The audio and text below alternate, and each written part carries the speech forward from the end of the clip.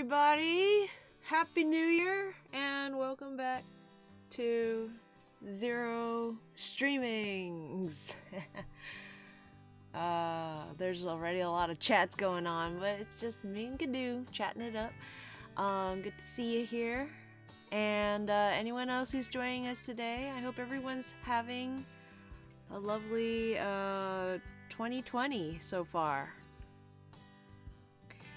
Let's see. Let's go ahead and open up Clip Studio Paint. Make a new document. We're going to be drawing some rats today. Now, as many of you might know, I really like rats, and I'm getting rats this year. And it just so happens this 2020 is the year of the rat. It's not Year of the Rat yet because Lunar New Year is like on the 25th, I think. But I figure should probably have something to post when that day comes. So let's make this landscape. I want to draw something that's landscape. And we'll make it. Let's just make it like 17 by 11. Yeah, just a normal tabloid size probably. Works out. I don't know. Will that size to a 10 by 8? No, it goes to like 10 by 6. I might want to. Yeah, let's make that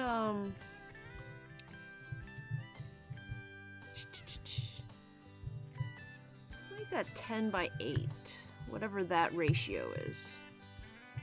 It's a little more squat, but I want to say that probably matches the other compilation drawings that I've done. So if you don't know, I should have had it ready to pull up because I don't know if I have it on this computer. Let me take a look real quick. I have done Pokemon compilations before of specific species. I've done one of of all the cats, and I've done one of all the dogs. Let me see. Well, oopsies. They're not on this computer, so let me go to DeviantArt and pull it up real quick, because it should be pretty easy to find. Uh-oh. The cats one isn't by itself. I forgot I did it because of the reveal of, what is it? The Sun and Moon starters? So I decided to do all the owls, all the seals, and then all the cats. So that's how it started. Obviously, there have been many cats that have been added since, but the colors seem a bit washed out on my screen. I have two screens, one on my Cintiq and one on as my actual computer. And the Cintiq screen I'm noticing is a lot more washed out. Like the Meowth appears almost completely white. That's not a good thing. I think I may need to get that looked at. Definitely need to fix that. But then, because I did that, I also did all the dogs. Now, cats and dogs are pretty easy to decipher. It's, you might have one like, what is this, Swillix? Or whatever evolves into Slurpuff. Most people might say it's not a dog, but since it evolves into a dog and it's got its tongue out, I'd say it counts. I didn't want to do, like, the whole evolution line, Smeargle over here might be a monkey or a lemur of some kind, but I kind of think it looks a bit like a beagle, so I included it. A lot of people were arguing whether or not Mew was a cat Pokemon.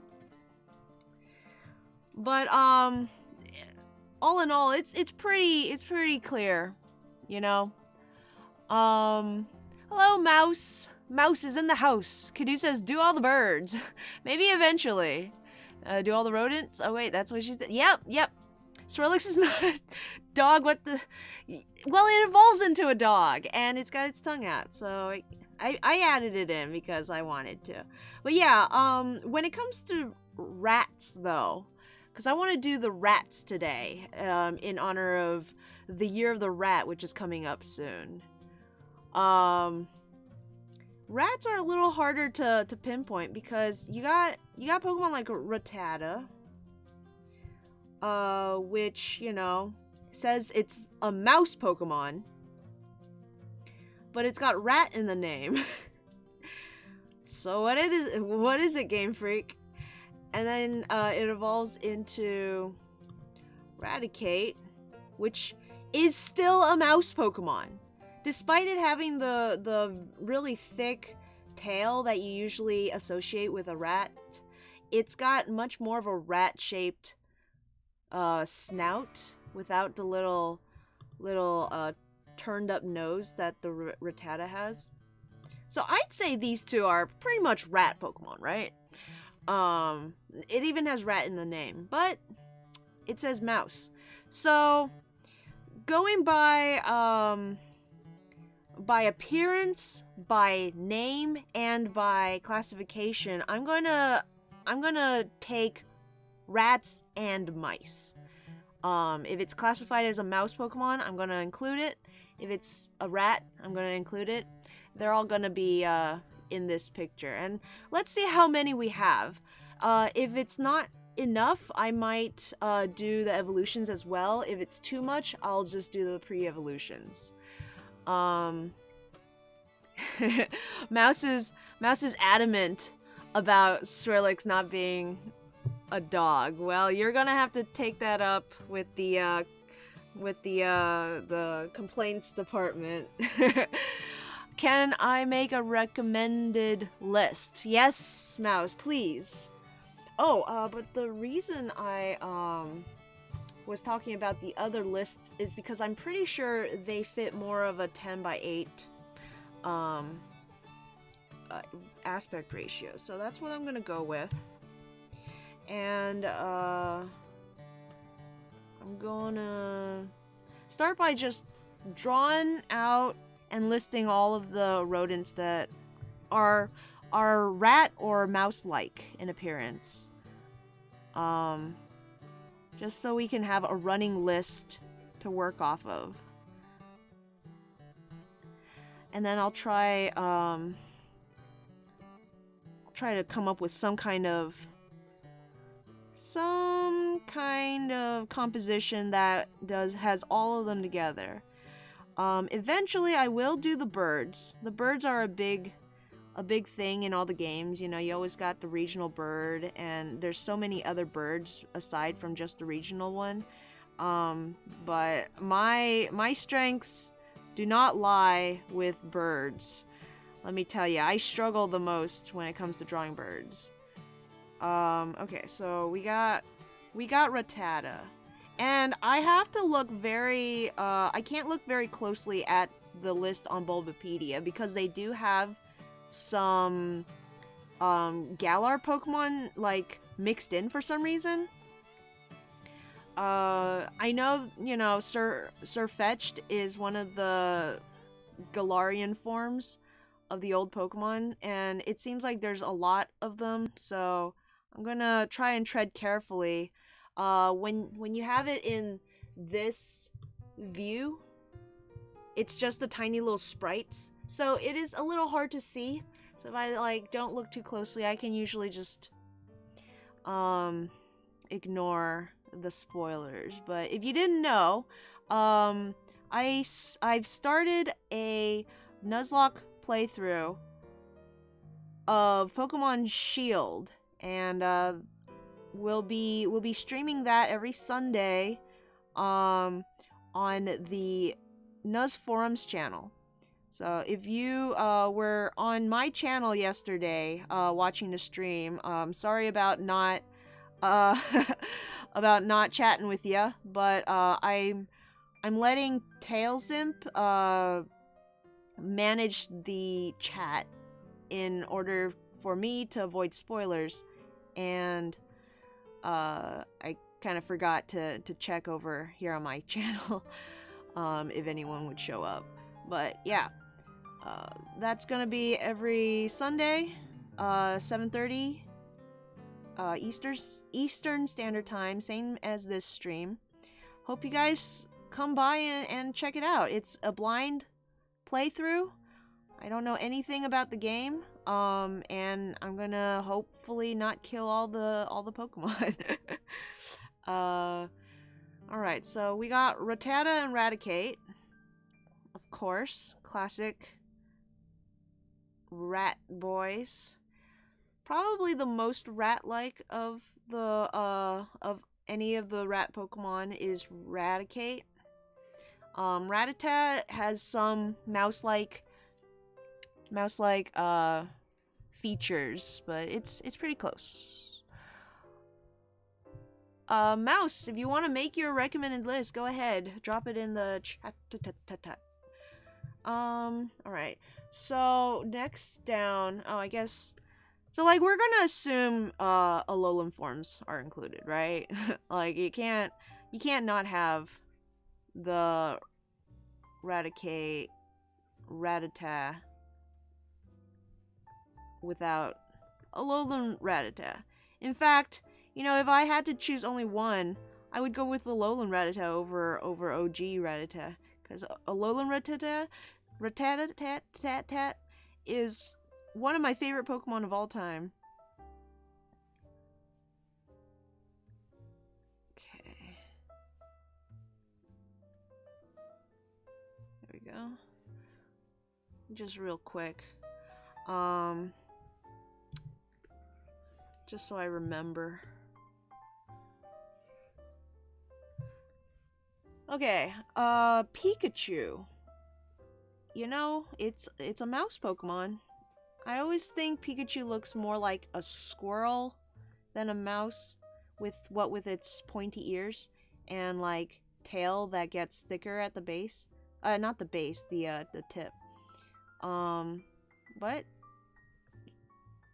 Game Freak classifies it as a mouse, so we're gonna include it. I will say though, I am a little sad when I walk around and you see Happy Year of the Rat and the image is like a mouse. And I'm like, no. I like mice, but it's kind of sad that people automatically just, they either can't tell the difference or they prefer saying mice because they think they're like cuter. It's like, no, rats are so cute as well. They're both cute.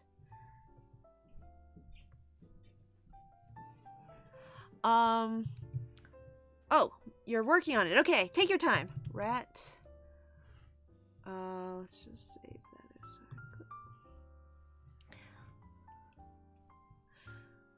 a sec. Mouse!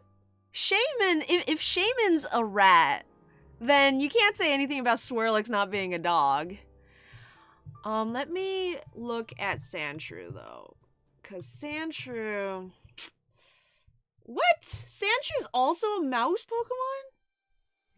Pokemon? Golly.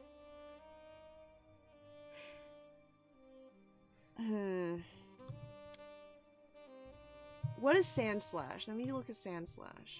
Also a mouse Pokemon. What? Does Japan not know what a mouse is? Let me look at Nidoran. Poison Pin. Okay.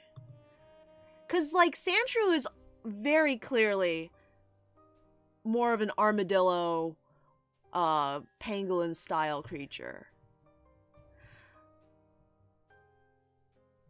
And Mouse says, I said I include all rodents, in which case, I'm pretty sure hedgehogs are not rodents.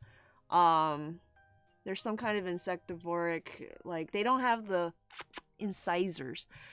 Sandslash is a pangolin. I'd say Sandslash is a pangolin. I'm not sure about Sandshrew though. I think it's not quite a shrew.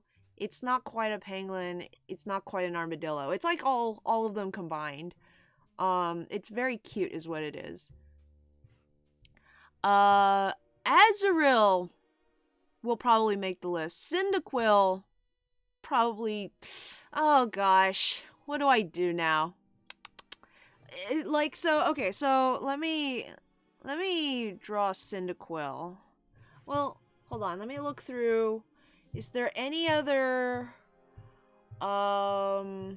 rats? Are there any other rats in Kanto? If not, I think I'll just put Sandshrew down. I'm probably not going to include it, but it is classified as a mouse Pokemon. And I like a controversy. So, you know, this is, if nothing else, gonna get people talking. People gonna be spamming my comments. Sandshrew is a mouse. Sandshrew is a pangolin, the armadillo, blah blah blah blah blah.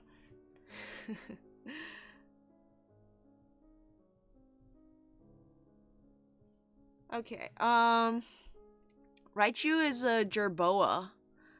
Jerboa? Is that one of those, like, mice with the really long legs?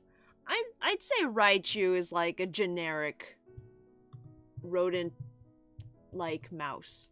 And, you know, like, in the Pokemon universe, Pikachu doesn't have those incisors, you know? But Rattata does. But they're both mouse Pokemon.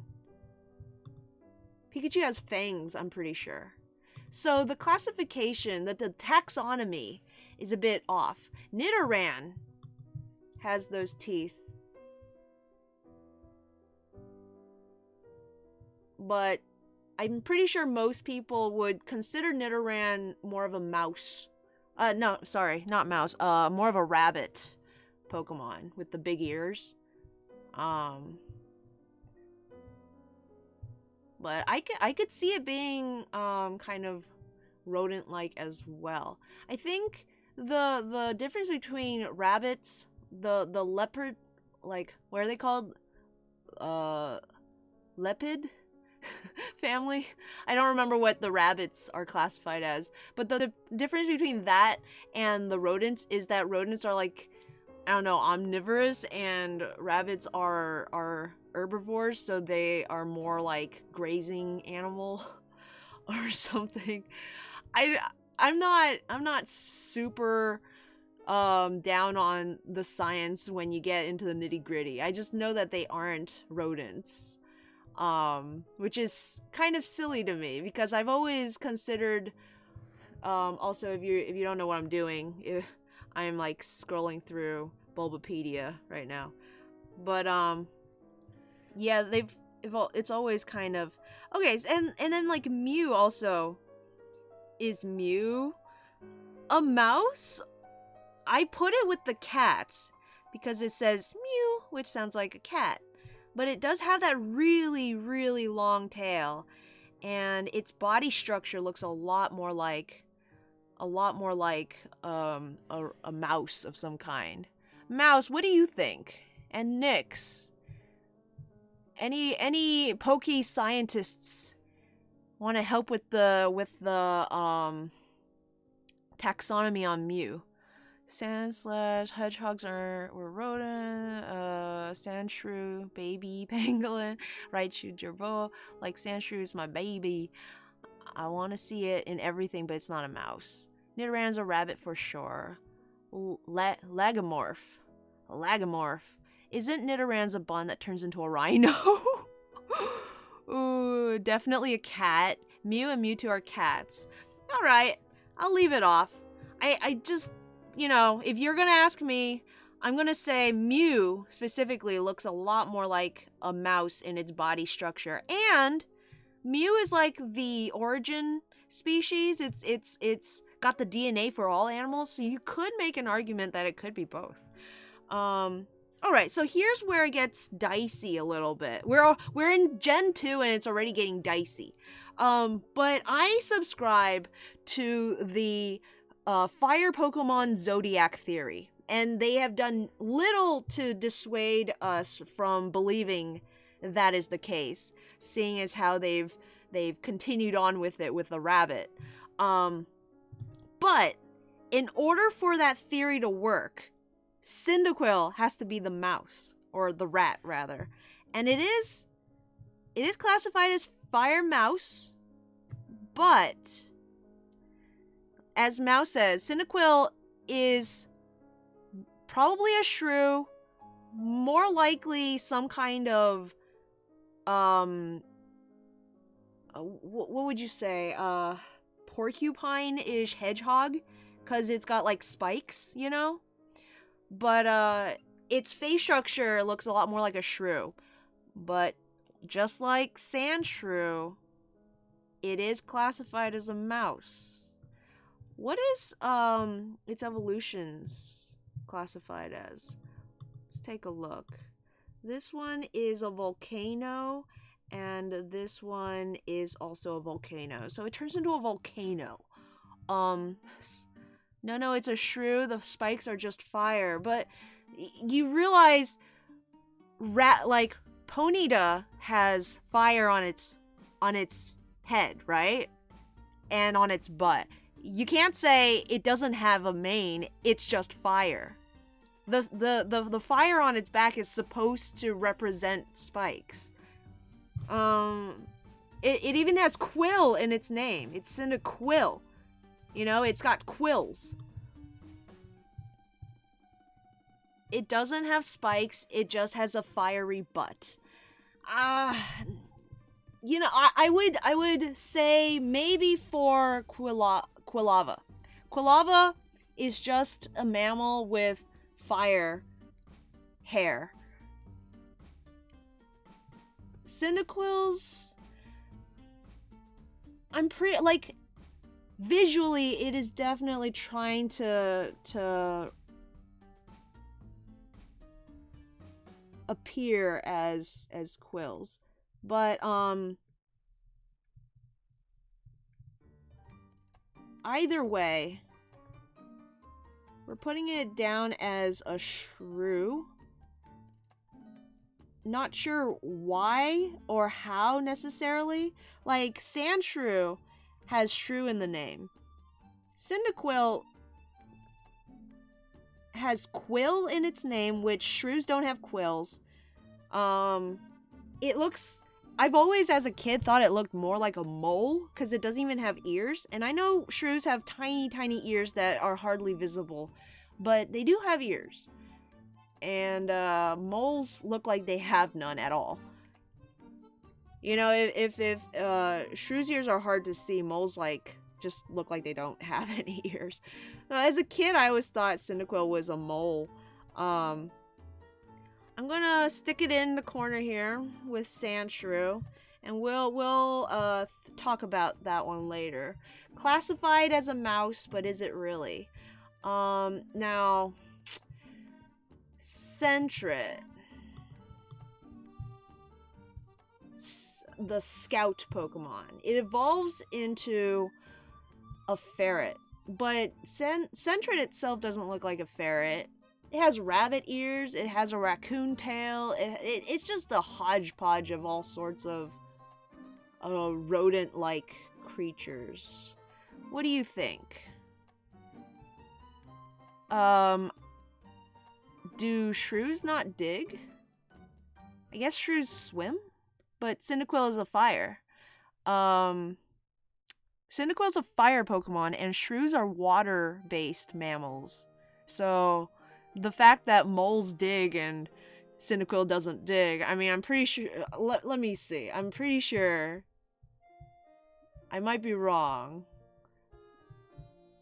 But... Okay, it looks like you can't teach it dig. Can you teach Typhlosion dig? Nah, I'm not gonna waste time checking on it, but sure looks like it could burrow if it wanted to. Sentret looks like a tanuki. Yeah, it's very raccoon, tanuki, flying squirrel-ish. So not gonna include that.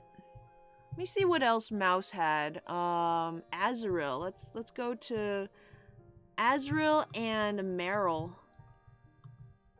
Now the problem with these baby Pokemon is I don't know which one to include. If I'm only doing one per family, Azurill and... I'm gonna go with Meryl, because Meryl is the Aqua Mouse Pokemon, whereas Azurill is only Polka Dot Pokemon, and Azurill's the baby form. If I go with baby form, I'll have to do Pichu over Pikachu. Meryl has very good mouse-like ears, so...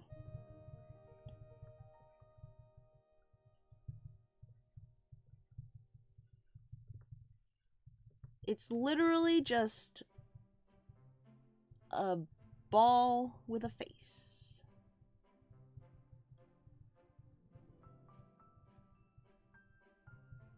Very mouse-like. I'm gonna put its tail over this way. Yeah, no Sentret or Ferret.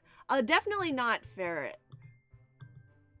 I'm of the mind that Pokemon, if you're trying to assign them real-world counterparts when it comes to animals, can change from one species to another. Meryl looks like a mouse, but Azumarill is definitely a rabbit. So, there's that. Let's see. I don't think there's anything else in Gen 2. So let's move on to Gen 3. Gen 3, Mouse has no Pokemon from Gen 3. So let me just take a quick look through and see if that holds true. Plusominum. Cheering Pokemon. Hey, you know, I'm gonna do it. I'm gonna include all of the Pikachu clones. You might say Plusominum are more bunnies, but since they're Pikachu clones and Pikachu's a mouse, I'm just gonna... Wait, no. That would include Togedemaru. And Togedemaru is a hedgehog. Huh. Let me see. I mean, Plusominum are essentially just Pikachus. Like, there's very little difference. So, I'm just gonna throw them in. We'll make a decision later.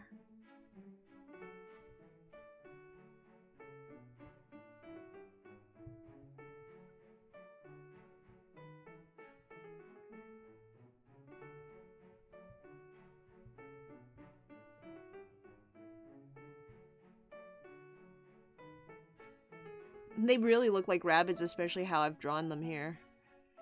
But yeah, we'll just make a decision on that later.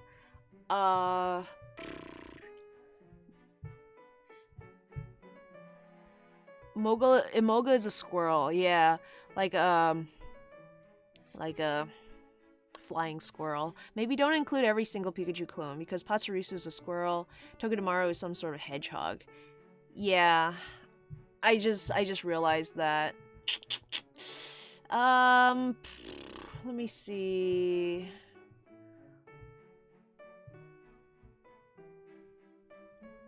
So next. Wow, Mouse, you jumped straight from Azurill to Patrat. Oh, and you have Plusominum later on in your list. So you kind of went out of order. Okay, I gotcha. I'm reading the whole list now. Dedenne, absolutely. Maybe Chespin. Can you explain why you took Chespin out of your rat and mouse? Because I can see Chespin as like a prehistoric mouse of some kind. Let's see. Patrat and Dedenne. Let's see if there's anything else in between.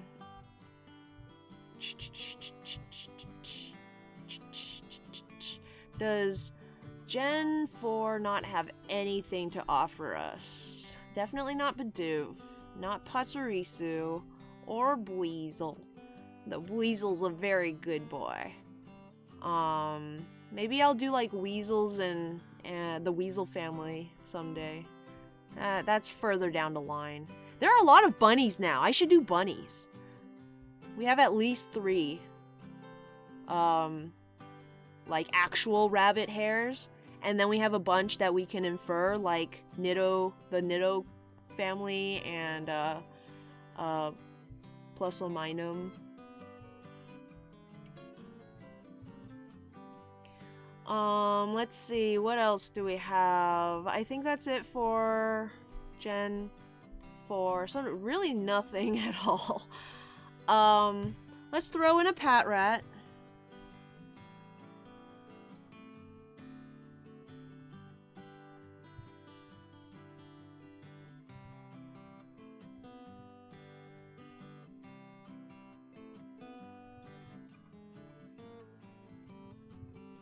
Which, you know, you could say is a meerkat or a groundhog of some kind, which are technically squirrels. Groundhogs, not meerkats. I don't know what meerkats are. I actually have no idea what a meerkat is.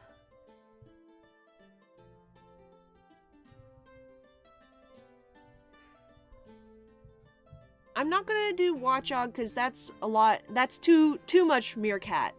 Not enough rat. Though it could be a groundhog since it says hog in the name, right? Drilbur, Timber. Timber has a buck tooth. So if I were just doing rodents, I could potentially include a Timber. Because I guess it would be a woodchuck, right? Are woodchucks rodents? I'm not sure what woodchucks are. But how much wood would a woodchuck chuck? Leonard, how'd you do? A bunch of mice. Hello, peoples. Cats play poker. How you doing? How do we feel about Mienfu? Is that rodent-like? I think Mienfu is too weasel-like. It's definitely on the weasel side. And you see more of that when it evolves. Yungoos is also a weasel. In fact, they brought the Yungoos in to eat the rats. Which, you know, rats can eat other rats, but I don't know if Game Freak would want to insinuate that.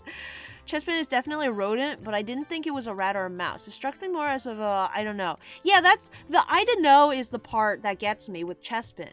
Because the how do I say, like, the, inspiration is a chestnut, which isn't an animal of any kind, and then he just made it rodent-like.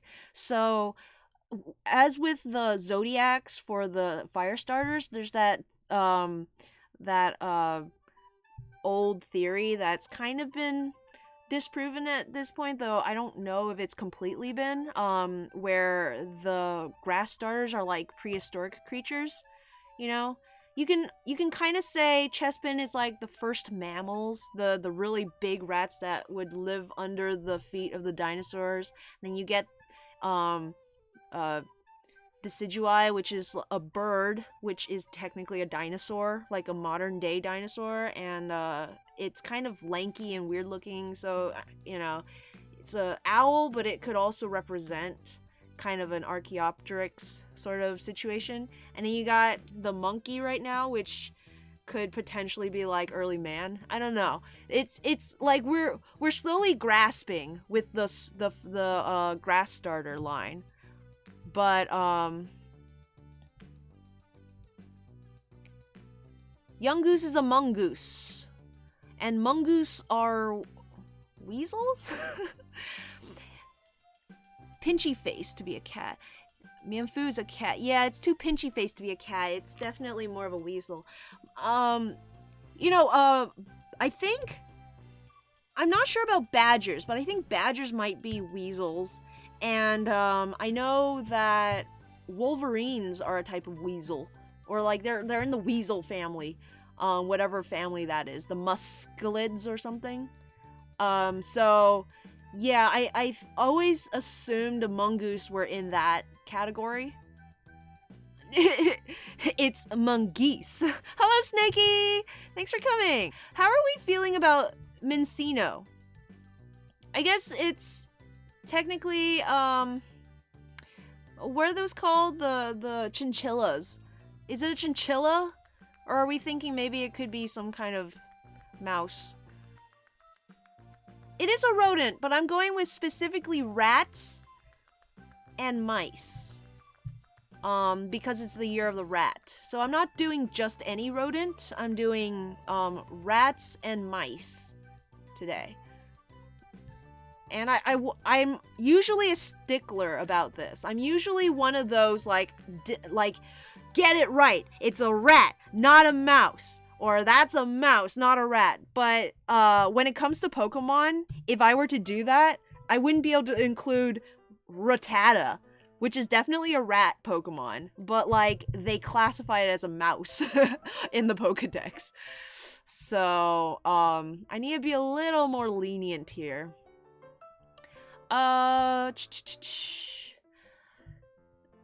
Now, fun fact, I almost wanted to have Reshiram in with the dogs because Reshiram has kind of a wolf-like face, but I didn't want to, you know, throw off the composition and all that, of course.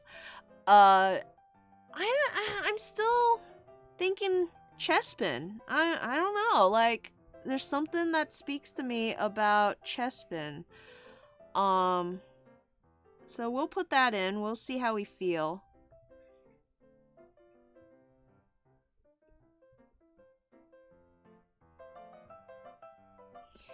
Yeah, so like, since the Year of the Rat is coming up soon, I wanted to have something to post for it. I actually knew it was going to be the Year of the Rat a long time ago. At the beginning of last year, I did a calendar, and it was basically just my Pokemon families, the Pokemon family drawings. I picked out like 13 of them, and I made a calendar out of it. And since I started the calendar in kind of February, was it? Maybe like even March at that point. It was like late February. I decided to make it go from like February to January, or maybe it was like March to February of the next year. So I looked up for January, I looked up what the next animal cycle was. And since it was the rat, I chose the Rattata family that I did. You know, the screaming rats that I did for that month. And somehow it like slipped my mind. I forgot about it until this year. And everyone was like, oh, it's the Year of the Rat. And I'm like, what? Spits drink out.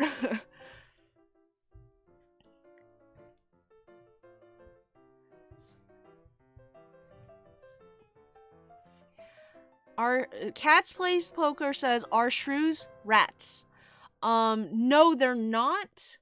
But the reason I have Sandshrew and Cyndaquil on the list is because the Pokedex has them classified as mouse Pokemon. Cyndaquil is the fire mouse, and Sandshrew is just mouse Pokemon. There must be some kind of translation issue, you know? Either that or mouse and rat mean something different in the Pokemon universe. Snakey's asking if, or saying that the Nidorans are both rats. And I could agree with you. And usually, I will say, usually I'm one to like, to invite controversy when it comes to taxonomy of Pokemon. It's a hedgehog? Yeah. That sucks. Well, we're gonna have to get rid of it then. Chespin is the least hedgehog. Like Chespin is not based off of a hedgehog. Chespin is based off of Sonic the Hedgehog. You know what I'm saying? You feeling me? Mouse is very adamant that Nidorans are not rats. And while I'm one to like invite controversy, I'm not going to pull on that string because they don't have any tails. And I know Cyndaquil's over here tailless, but at least I have a actual concrete excuse why Cyndaquil is on the list. Whereas Nidoran and Nidoran are just pure speculation. I've always seen them as rabbits. Leonard says they weren't really based on one specific thing, which I totally agree with. And that's why I love the Nidoran family. That's the best part of that family is they're not actually an animal. They are just monsters, you know? They're the most monster Pokemonster that there is. You have Pokemon like Herdier, which are definitely based on a animal, specifically. And they're great. Those Pokemon are great, but I really love when it keeps you guessing, you know? There's definitely a lot of speculation to be had, and that's part of the fun. People who are like, no, this Pokemon is definitely not this animal, or it's definitely that animal. It's like, come on. It's not any animal. Unless you're like, Herdier isn't a dog. It's like, okay, now you're just being silly.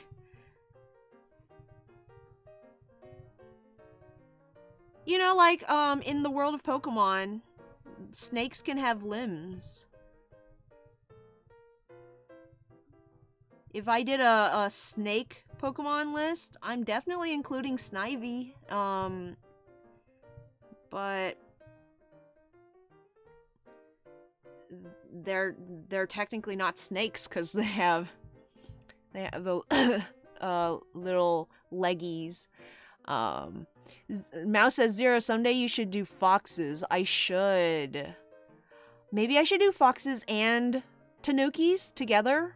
Because they're kind of like both got that Japanese sort of spirit animal vibe to them. Because foxes, I think there's only like 3 of them that I can think of off the top. No, 4. 5? 4? At least 4 that I can think of right off the top of my head. Which is a decent little group. But you add in some tanukis and then you got a real...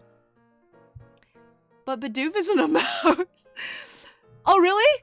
Oh my goodness. Is Bidoof the plump mouse? Let me see.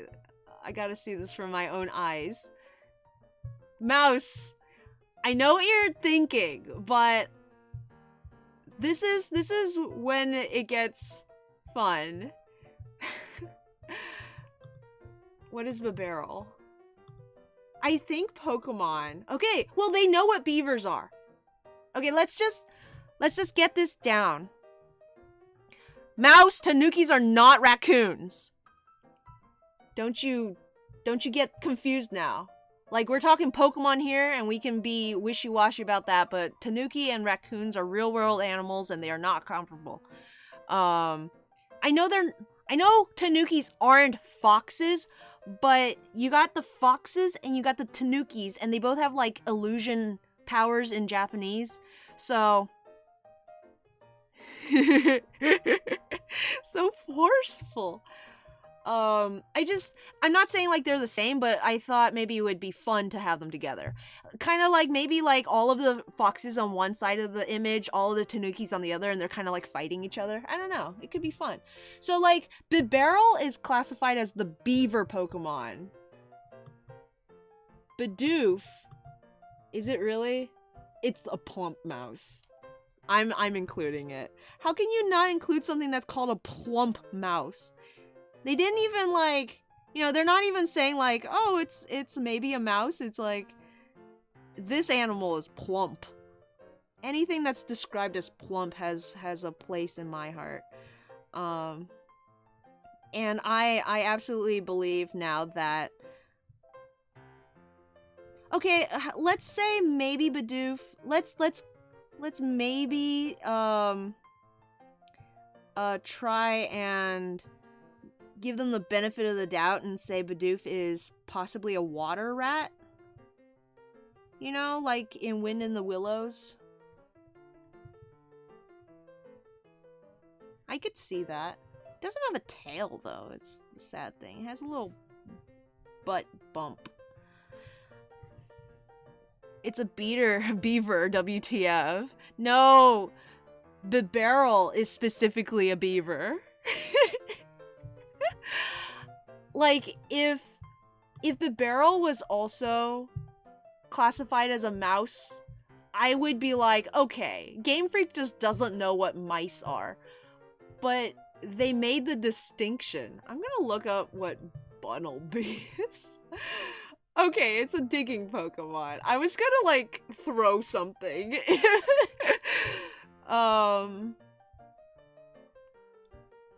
Okay. Because this is the fun. People are gonna see this image, be like, WTF, why did you include this Pokemon? And then I can, like, tell them to look it up, and everyone can be upset together. Let me look at what Yungoos is. Yungoos is a loitering Pokemon. Okay. Now I don't even trust anything. Should I, like, make sure that Stuffle isn't a mouse? The flailing Pokemon. Let's see. Let me look at Togedemaru. Roly-poly! Oh no. I gotta look at Emolga. Where's Emolga? I gotta look at Timber. Let me look at Timber. The muscular Pokemon. Okay, thank goodness. Don't have to worry about that. Where is Emolga? Here it is. Sky Squirrel. Thank goodness! At least they know what a squirrel is. Can you imagine if Game Freak didn't know what squirrels were and then they just, like, made everything a mouse?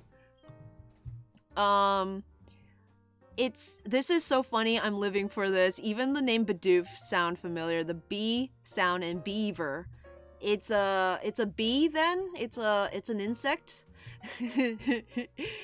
Can't see any more mice in Alola. So, I think this is it. This is our cast, as it were.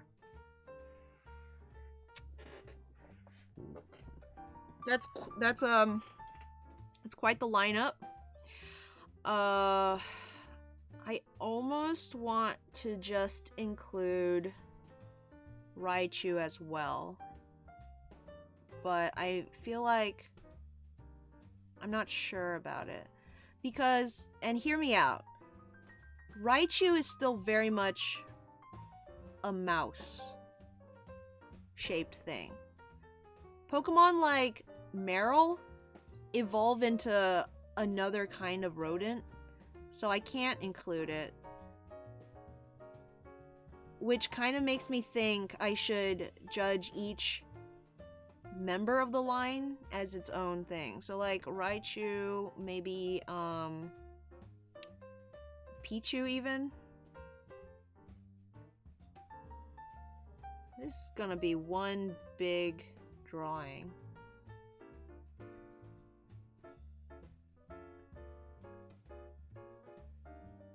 How am I gonna get all of these in? And why not Azurill too?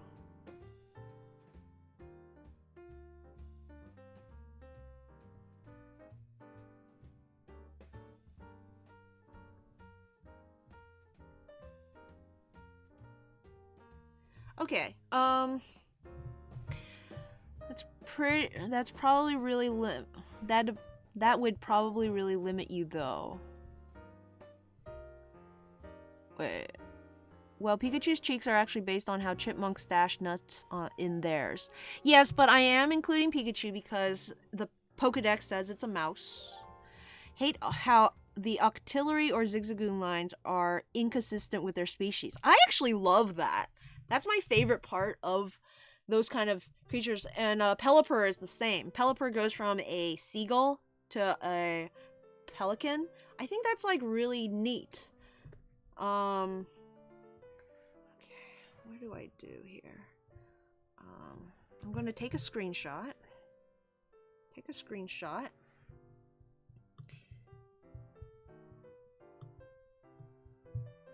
And I'm going to open this with preview.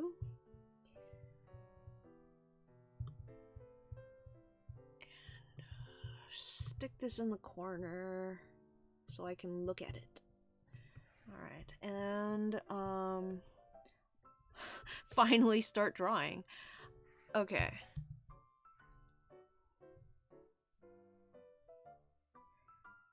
So the cats I had just all over the place because they're cats, and that one had a bit of a theme since we had a new cat included. They're kind of just like pissing off the new cat. The dog one, they're all sitting at attention like good boys. I'm not sure what the rats I would want, because with rats, they love to like sort of smush all into one hammock and just kind of like pile on each other. But if I did that, you wouldn't be able to see any of them individually. I still want to be able to, like, you know, have you see the Pokemon. Which one of these is the biggest, I wonder? They're all pretty small. Raichu is the most evolved. I'm gonna guess Raichu. I'm not gonna go through and, like,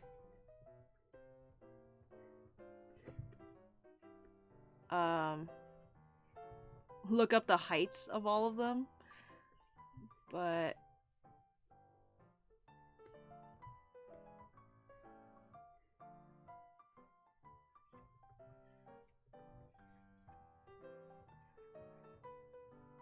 we have Raichu maybe like in the middle here. And then maybe they can all be like sitting together.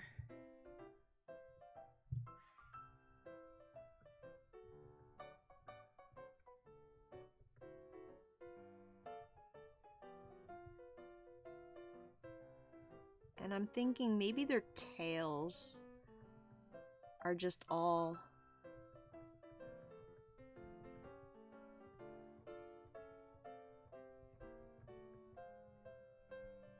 I'm trying to get it so that it kind of overlaps. That's the fun of doing a group picture, is trying to get it so that everyone looks like they're actually together.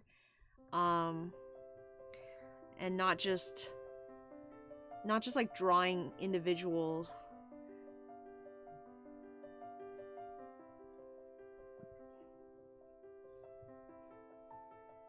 Let's see.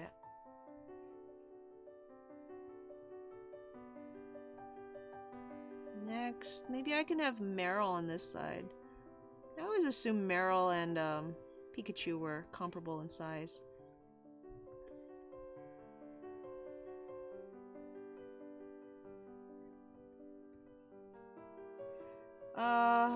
Okay, so we got our centerpiece if we go with this one. I'm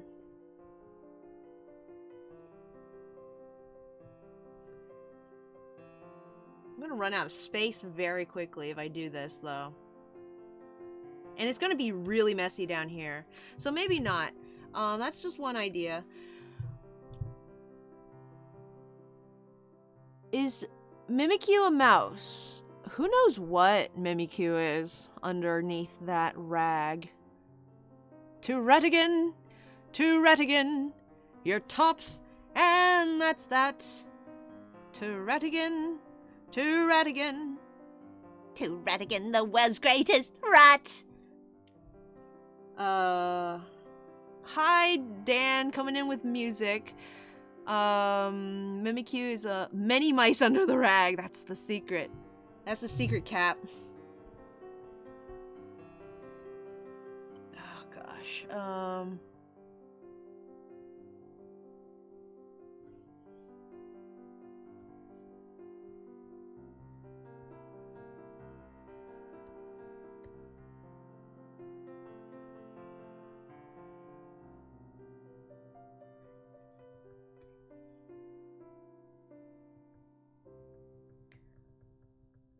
Okay.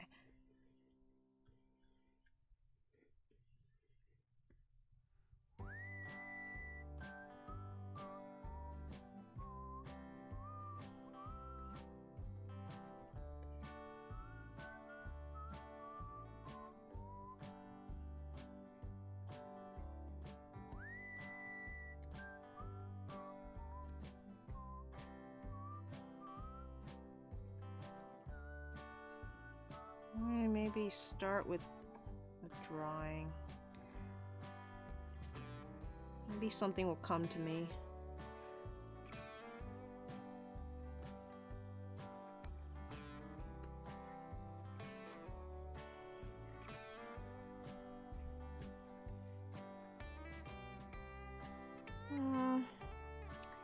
Not yet. I don't think of a group picture idea. Maybe if they're stacked on each other? I don't know.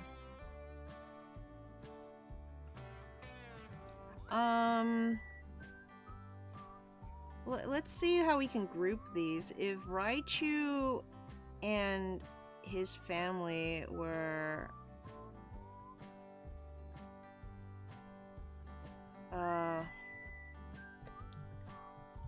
Let me think.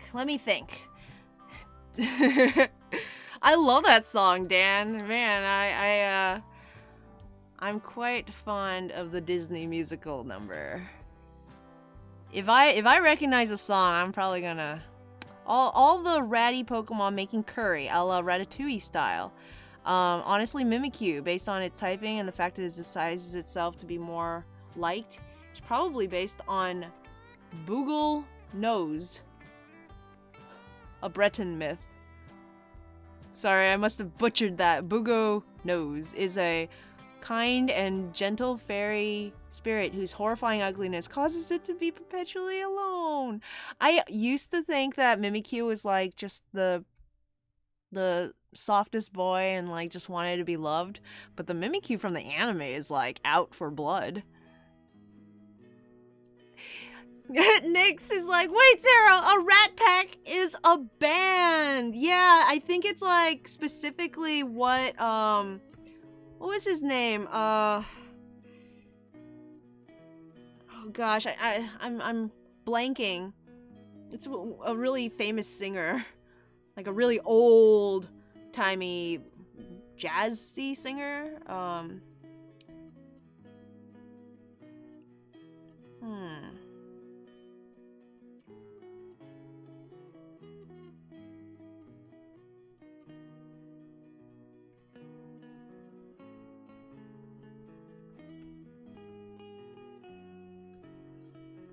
Maybe they're all like eating. I don't know. I feel like rats really like food. So let me see if maybe there's like some food, some nums in the middle.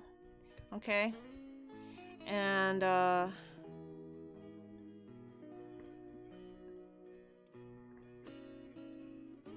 then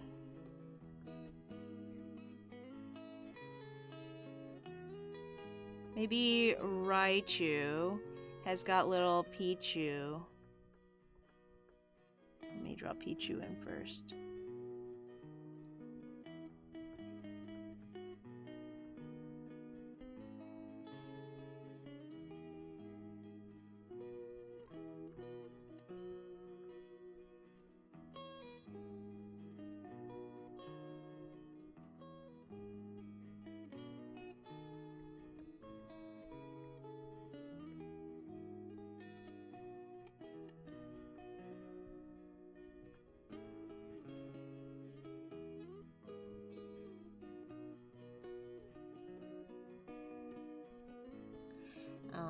he's got like him up on there.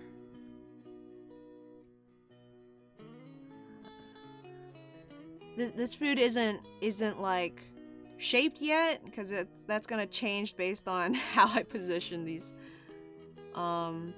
Maybe he's like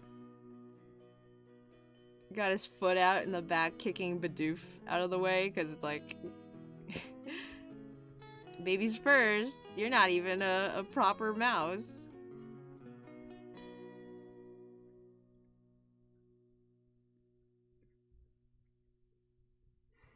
And then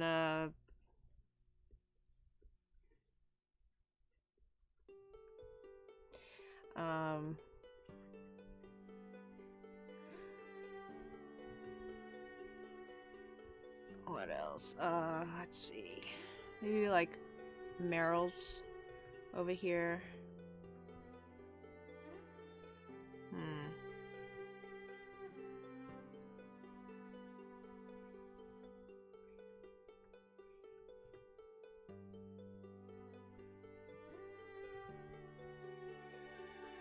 One of the Pokemon can be, or two of them, Dedenne and Azurill are really small. So I can put them in the food. Though I should probably save them for last, since they are so small. They can essentially fit anywhere.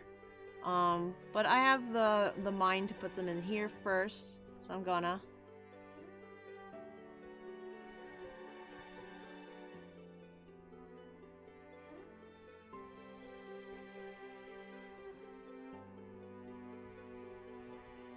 And where would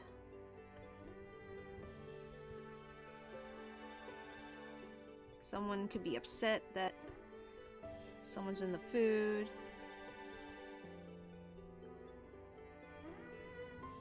And then maybe these are the Rattatas, two of them. I'm trying to like plan them out where they could be, and then I'll like restructure it so it looks better. But I'm like, you know, I can't even remember. Oh, I know. This should be Raticate. Raticate being all like angry, because he's always like, everyone loves a big scream boy. Maybe he's not screaming. He's not always screaming. It's just his teeth.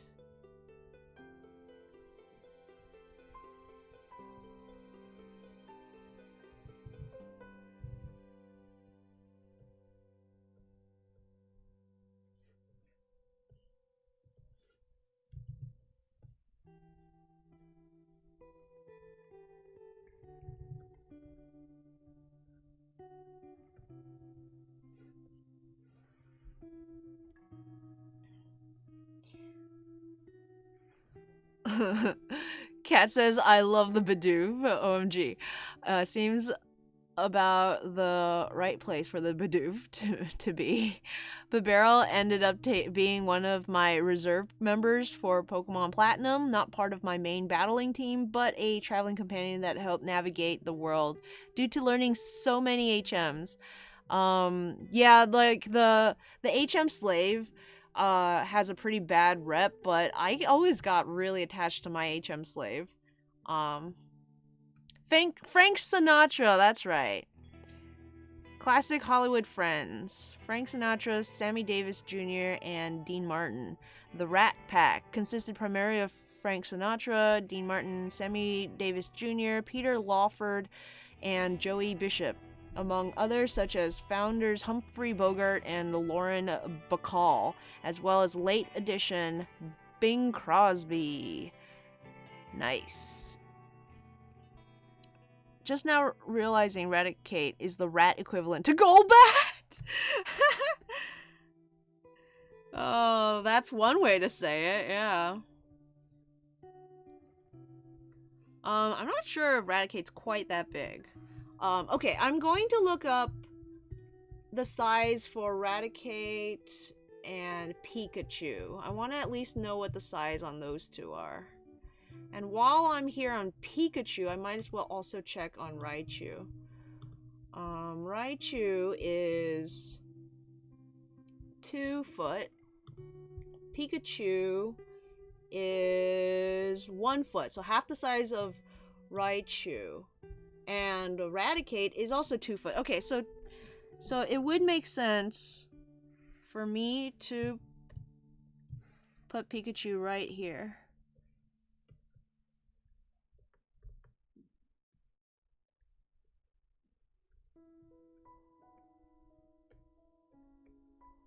Pikachu's always a peacemaker, trying to calm everyone down. I'm definitely gonna have to redraw Raichu in a way that I can show Pikachu's other ear because it's a little weird. Maybe Pikachu can be in front of Raichu, like holding him back. Okay, so who am I missing?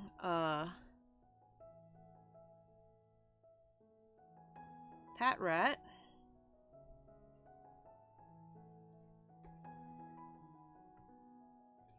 Maybe Patrat is like over here, just like stuffing his face.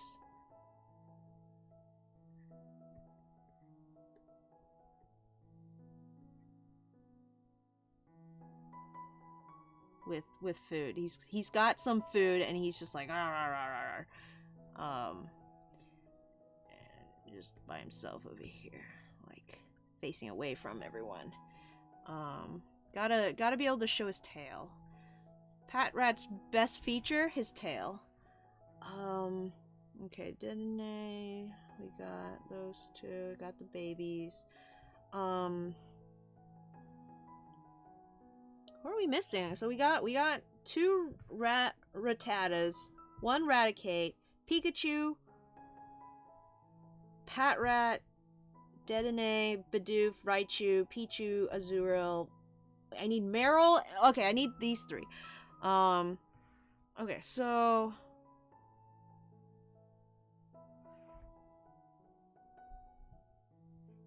I'll have Cyndaquil sort of like oh no about Bidoof.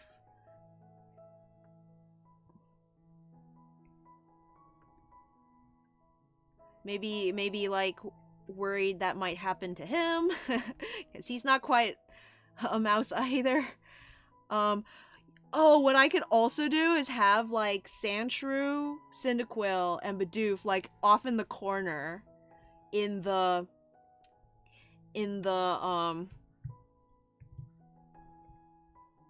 like here on a technicality, you know? So like what if we had all these boys over here? Let's pretend Meryl's just like down here.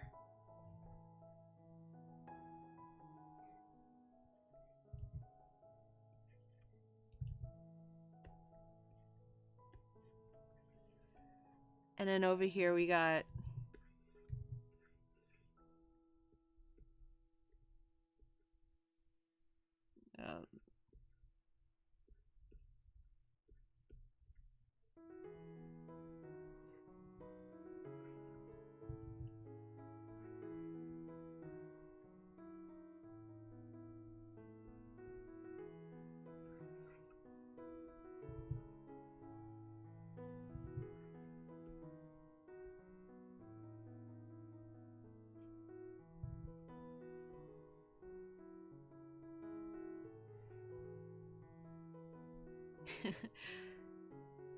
okay, let me think about this composition.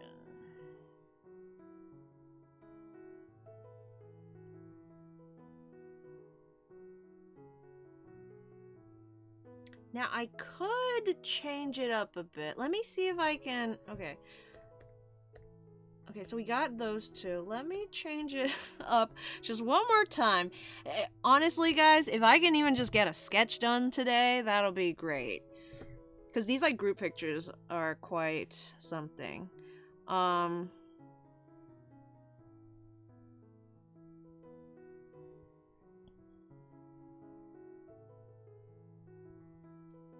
how do I do this? How do I want to do this?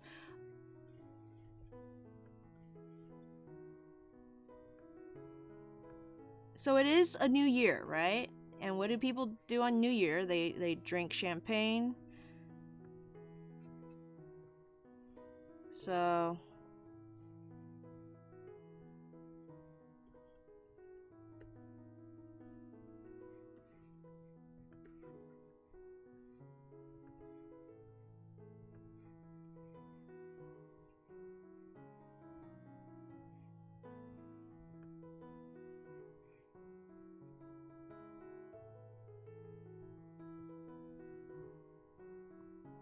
now the size disparity is gonna make this a bit difficult. To have everyone clink their glass.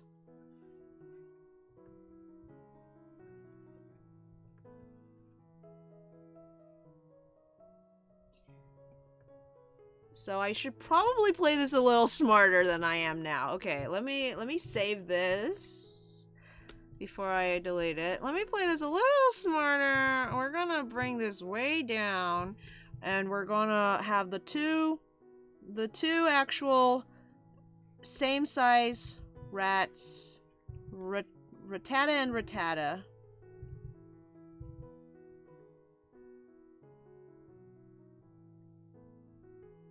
In the center.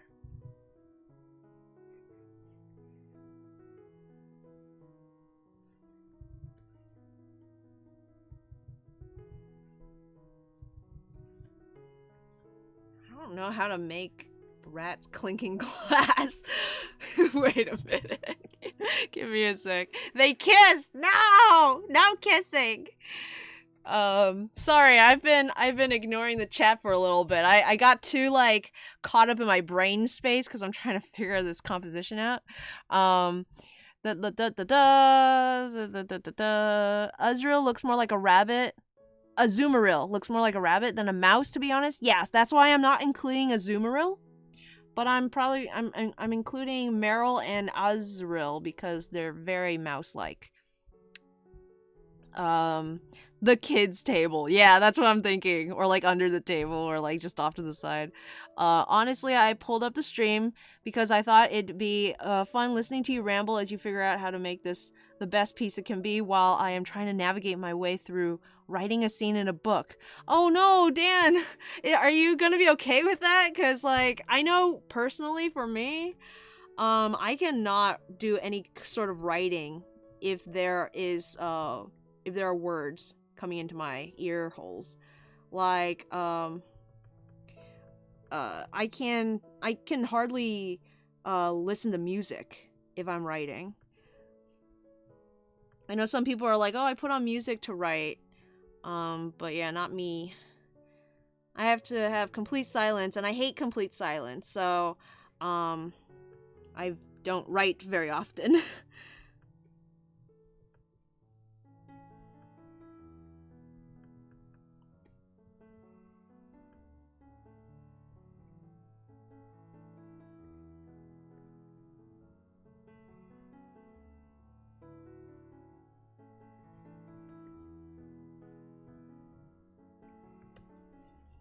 I want this to be more dynamic. Like, I liked how Raichu was positioned. I'm trying to get the same with, Raticate, but...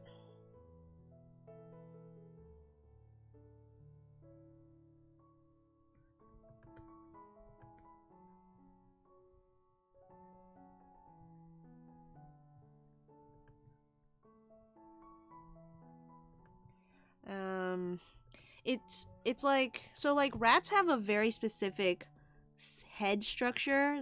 They have this sort of ridge, and then it goes smoothly into the nose. So if the nose is there, this is like the muzzle, and that's the mouth. Their eye is probably somewhere here. It's a very straight, angular face, rather than like a dog, which has their forehead goes down and then like their muzzle comes out in this sort of shape. But Rattata has a dog nose. You know, like it goes in and then out. And so does Ponyta, which makes it very difficult to draw Ponyta and Rattata unless you want to like completely change the anatomy of it to make it more realistic, which is a thing, and it's a lot of fun seeing people do that, but it's very much a thing, you know, like, oh, you're doing that thing, you're making it realistic. Kind of just throws me off when I'm trying to draw the Pokemon as the Pokemon without changing it much, but since I know what the actual animal anatomy should be, it's just a little weird. I have this character that's a cat. It's a little orange cat, and he has 2 toes on his front foot. 3 technically, counting his quote-unquote thumb, which like appears out of nowhere sometimes. Okay, I love these champagne glasses, but this isn't working. So I'm trying to draw around the glasses, and that's just not working. So I'm gonna start over.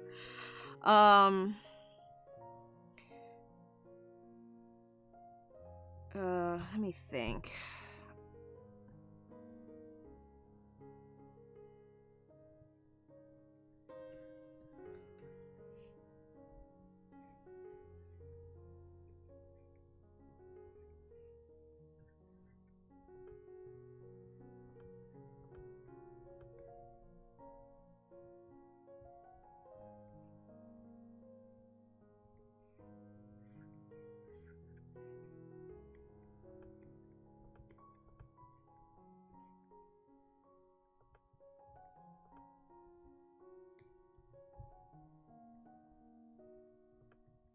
Like, I really like when, you take a species, whether it's fictional or real, like a rat or a Pokemon of some kind, and you make different characters out of it, and each character looks different and unique, and it's a lot of fun. But I also kind of admire how the anime can keep the Pokemon looking pretty much pristinely as the default, and still make them sort of have this sort of energy and personality to it. Like, pretty much anyone who draws Pokemon fan art that I know, like, I'm sure there's some out there that don't do this, but a lot of us, we just like putting fur tufts on everything. Everything, like Pikachu, you know, default Pikachu is like this, right? Right? When we draw Pikachu, it's just fur tufts, like everywhere. We're gonna put a fur tuft here, fur tuft. Now you're a fuzzy chew. We're basically just doing Detective Pikachu. It's easier that way because the tufts of fur kind of hide the line art, makes it so that it doesn't have to be so precise. And technically it could look better because it looks more natural.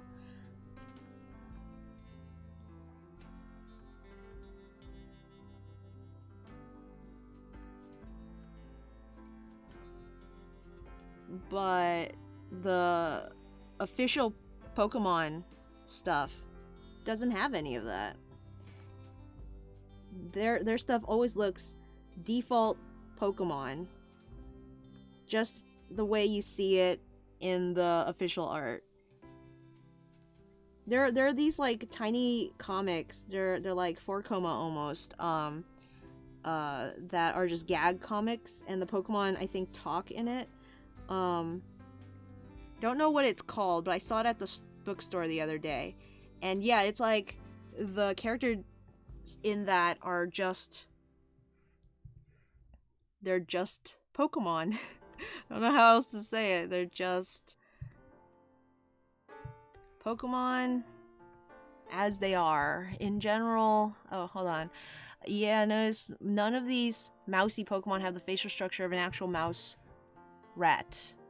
I think it might be a result of the trope all animals are dogs. I think it's just to make them more kid-friendly, as in general, most people go, rats, ew, or rats, scary. Dog faces are both cute and not scary, though I think ratty heads are adorable in their own right. I mean, we're basically pre-programmed to recognize the nonverbal cues that dogs use to communicate and compared to other animals, so having more dog-like faces probably helps us see that in these fictional animals. Zero, have you seen the Pokemon SETI model sheet? I have not.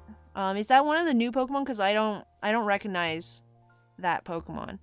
But yeah, all animals are dogs is a great trope, but it's a little overplayed at this point. Like, it's funny when it happens one or two times. Maximus from, his name's Maximus, right? From Tangled, is definitely this trope where it's like he's a horse, but he acts like a dog. He's a dog. Let's be real. He's a dog, but in the shape of a horse. It's like funny, but when everything does it, it gets kind of obnoxious. And I get it, you know. It's if it, especially if it's for kids, it's a shorthand to say this animal is friendly, because yes, dogs are like bred to coincide and work with humans. We belong together, as it were.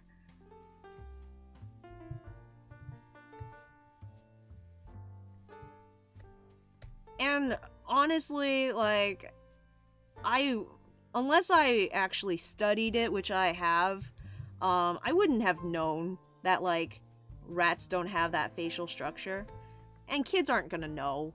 And it's close enough that, you know, there's enough features that you can tell it's a rat and not a dog, even though it looks, you know, has the same facial structure. So it's not a bad thing that they've done. It's just something that I have noticed. Like, I can't even draw that old cat character of mine because I just don't know how anatomically the foot would work. And when I was a kid, I would just draw it like from that one specific way that I draw it, and it would make sense because I'm not drawing a foot, I'm just drawing the symbol of a foot, the way that it looks in that one angle. Now that I've like thought about anatomy and how things are structured and what things look like in 3D space, I start wondering, like, wait, how is this gonna support his weight? How is it supposed to look if he's got his like toes splayed out? What happens if this and that?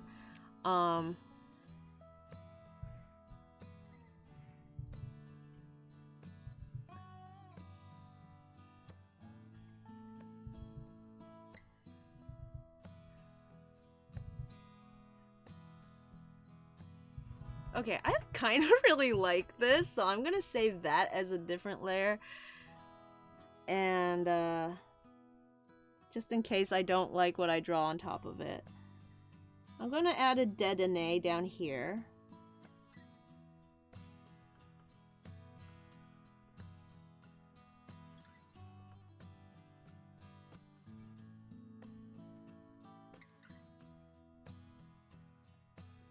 Dedenne gets to drink because he's just small, he's not a baby.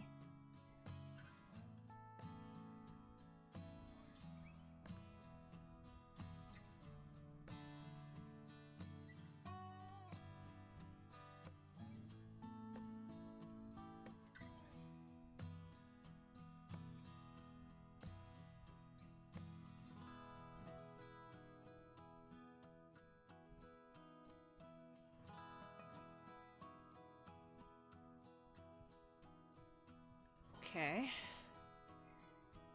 I'm already starting to run out of space with just 3 of them. I'm going to Have to start sacrificing.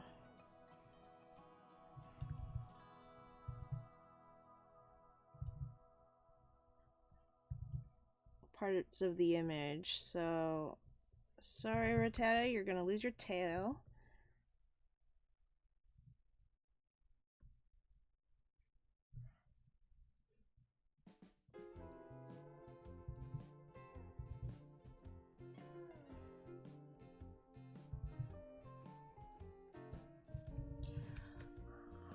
He's too far away.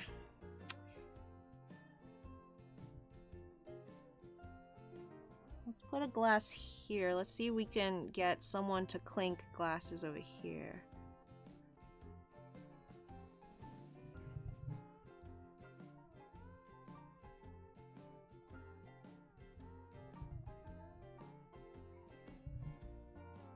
Maybe Pikachu's got his filled with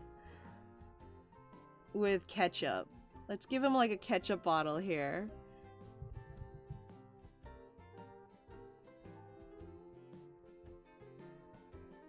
Drinking ketchup out of a martini glass or a champagne flute.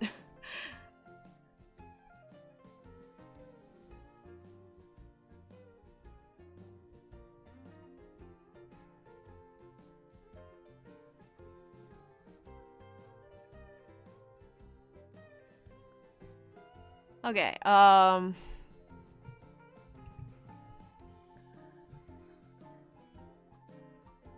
SETI is addendum to an anime model sheet made for drawing unusual angles, obscure details, or dynamic poses. That sounds so cool. Oh my goodness, if they had like a book of compiled stuff like that, I would totally buy that.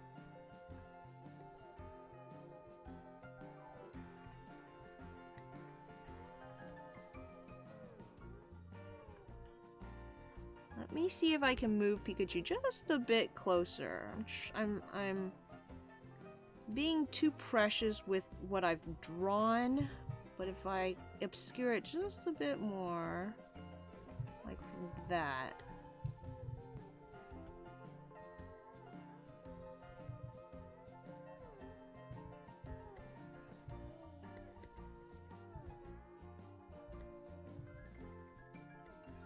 Okay.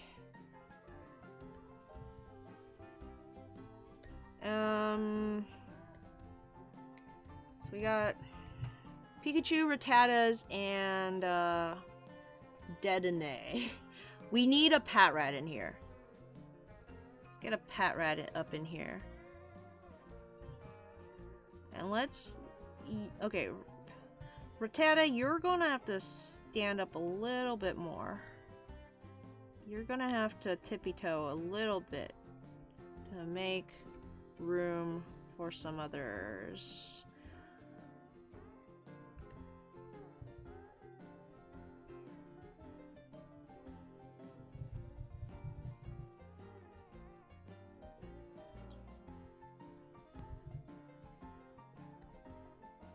I really don't like this right here, but I'm gonna fix it later. Let's just put that in. It might even be blocked, so who knows.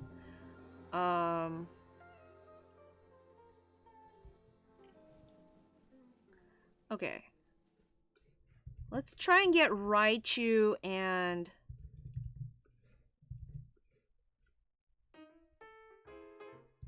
Raticate in the background.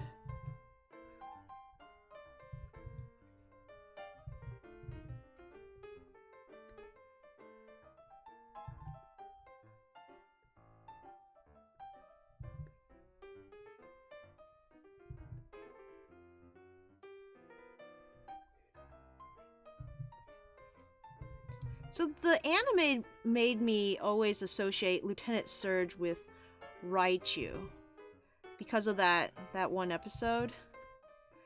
But if you play Pokemon Masters, I think Surge comes with a Voltorb. So like, there's a lot of human characters in the world of Pokemon, and I'm realizing that my associations with them are like always a little off compared to what Game Freak probably wants us to associate them with. Either that or they're like picking the wrong Pokemon that the fans all like. So when you think of Lieutenant Surge, do you think of Raichu or do you think of Voltorb?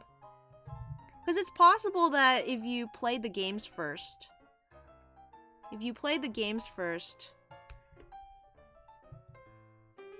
and the Voltorb was like really hard to beat, that you would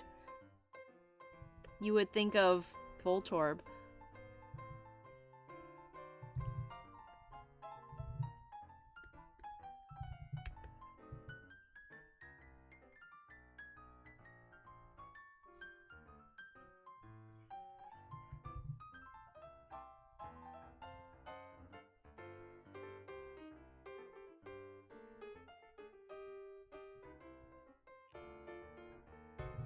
Let's give him a big smile. Even Raticate gets to be happy sometimes.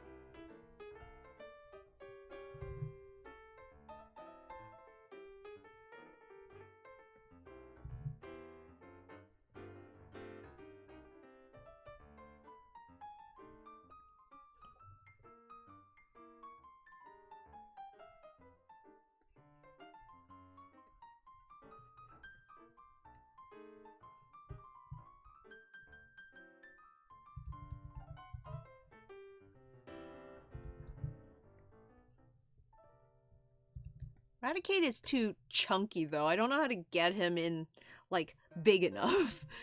He's supposed to be, you know, twice the size. Well, actually, I didn't look up Raticate.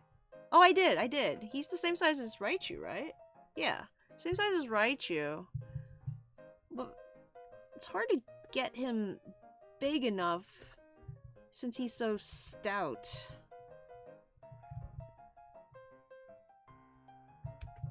Let's make everyone a little smaller, just for now.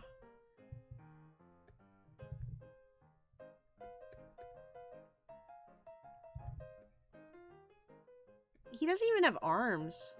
Does Raticate even get arms? He's just nubby limbs.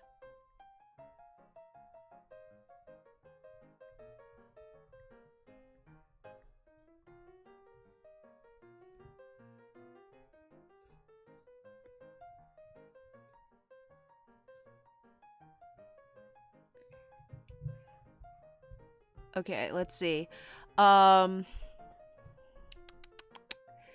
Looks adorable. Thank you, Snakey. Cat says, how does the original tale go about the Chinese zodiac? Doesn't the rat come in first because it tricks another animal or something? Leonard says, that's the weird part. No, they don't compile them. It's disposable production art that's not usually archived. No! Pick that out of the garbage. Auction sites sell SETI sheets for different amounts, but you can find a scan of most of them on the internet, mostly by sellers. I should look that up. Thank you for letting me know about that. Snakey says Raichu. Good. Okay, so at least we're on the same page there. Are you gonna add the Alolan forms or Rattata and Raticate? I'm just gonna add Alolan Rattata. And it's personal for me because I always thought Alolan Raticate looks like a guinea pig. So I don't want to add it. But that's just me. Okay, so when you think of Sharon from Pokemon Black and White 2, I guess, what do you think? Because personally, I always thought, I always think of him with a Liepard, because that's what I draw my Sharon with, and he has one in the games. But it just occurred to me the other day that Liepard is a dark Pokemon, and he's a normal type gym leader in the sequel, which I haven't played. So that's why everyone keeps depicting him with a Herdier. Or not a Herdier, but whatever, a Stoutland. Which I never think of him as having. Like, when I think Stoutland, I think Lenora for some reason, even though she doesn't have one. At least not in the game when you fight her. But yeah,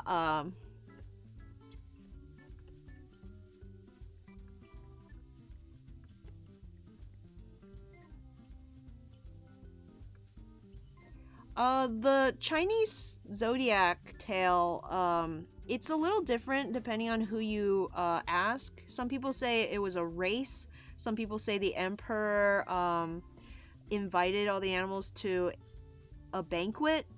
But either way, it always has the rat winning by riding on the head of the ox. And that story changes sometimes too. Some say the rat was cunning and tricked the ox. Some other stories say the ox was kind-hearted and helped the rat of his own, goodwill. So either way, the rat wins because he hitched a ride on the ox. In the version that I was told, they had to cross a river, and that's why the ox had to help the rat, because the ox could just wade through the river with his head above the waters, and the rat couldn't swim across the whole river on time, so he rode on the ox's head.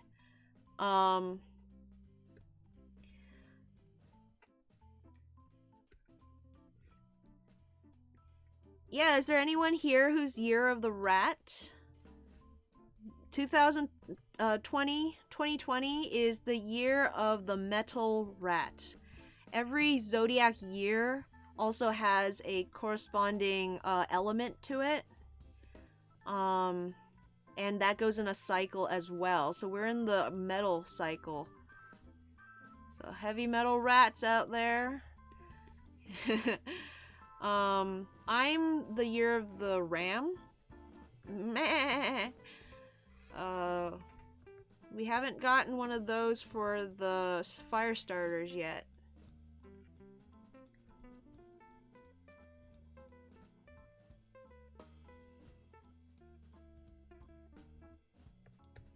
Okay, so these guys are all pretty good. Pretty centered. I like the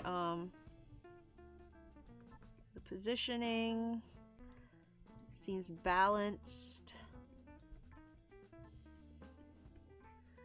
Let's see. Pat Rat! I keep forgetting about Pat Rat. Maybe Pat Rat can be up here. I assume Pat Rat's kind of the same size as Pikachu, so I'm gonna try and match him to the Pikachu I've already drawn.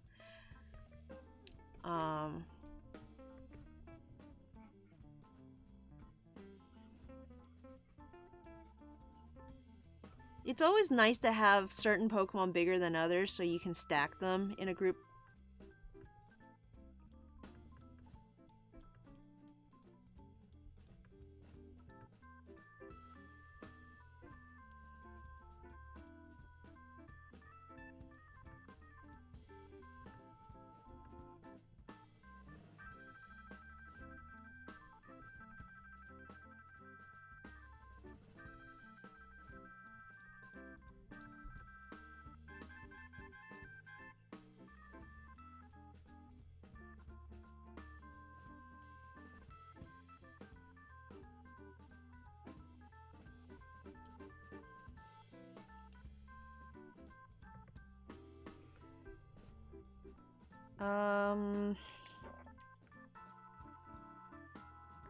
Let's see if I can get him to reach a little further.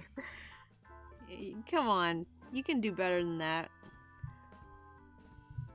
Just lean slightly further down. See if you can try and clink glasses with everyone.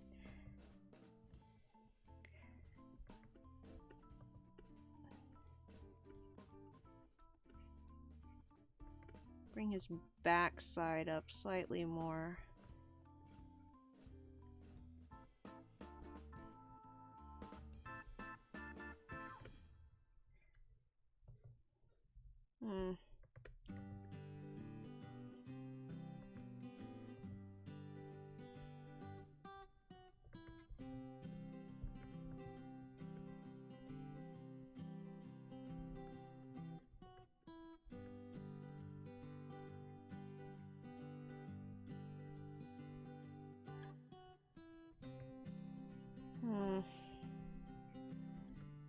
not that high up. Maybe rounder?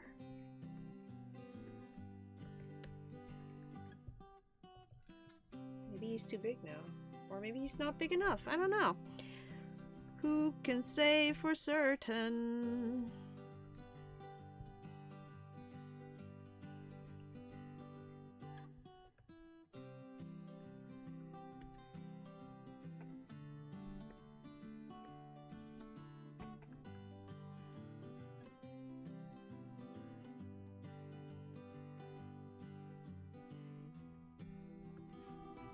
Okay, let me think. Who am I missing?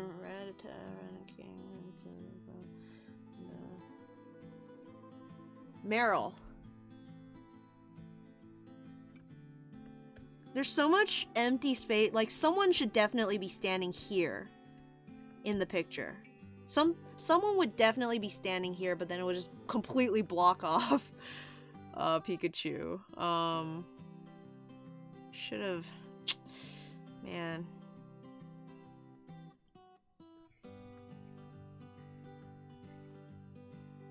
I could put Meryl up here, but that'd be too much of, like, too obvious.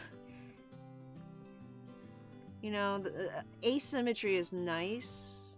Sometimes if you just like, oh, this guy's got a thing on his head, this guy's got a thing on his head. It gets a little tired.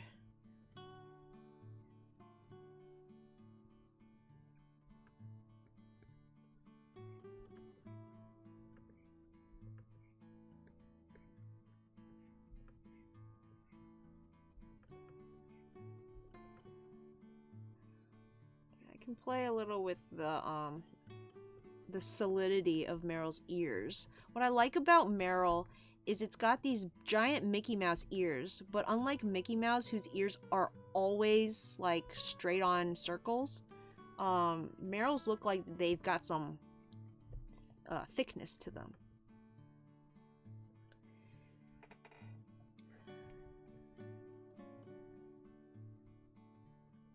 Okay.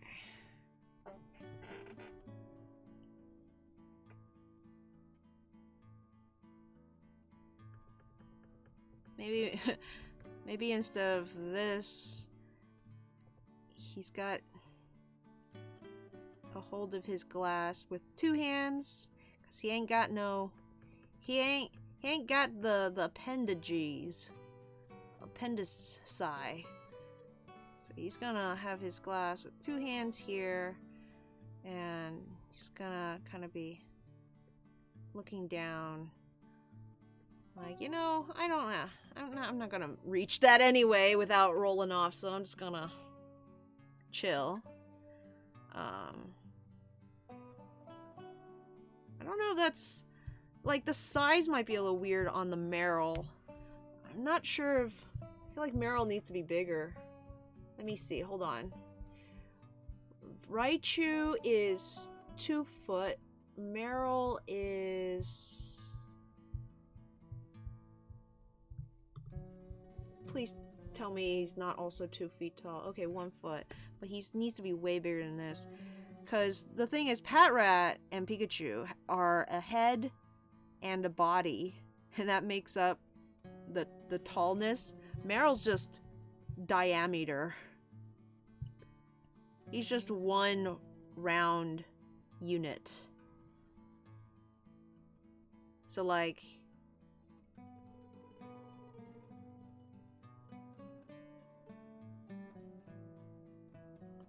Probably even bigger than that. Let's move everything down. Like, is that half of the Raticate? Let me check. It's like the size of his head. Yeah, I'm feeling a little bigger.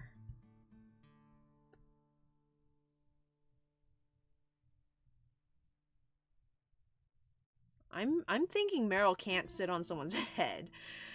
That's what I'm thinking. Okay, let's get rid of Meryl. Let's... I think Meryl... Um...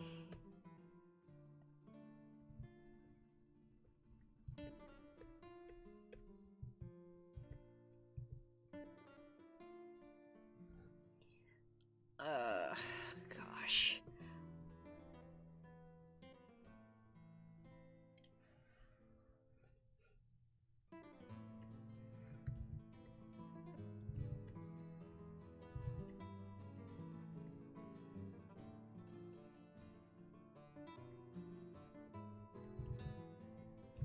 Move everyone up again.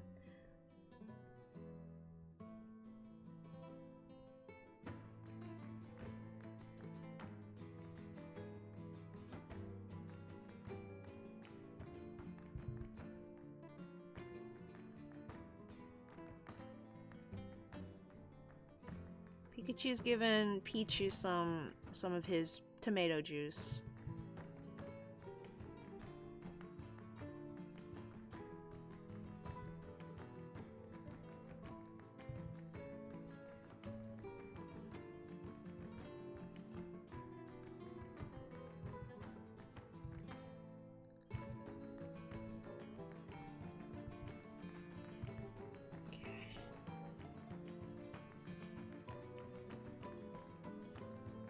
Alright. Meryl lost his tail. The poor chap. Oops. There we go. Saved it.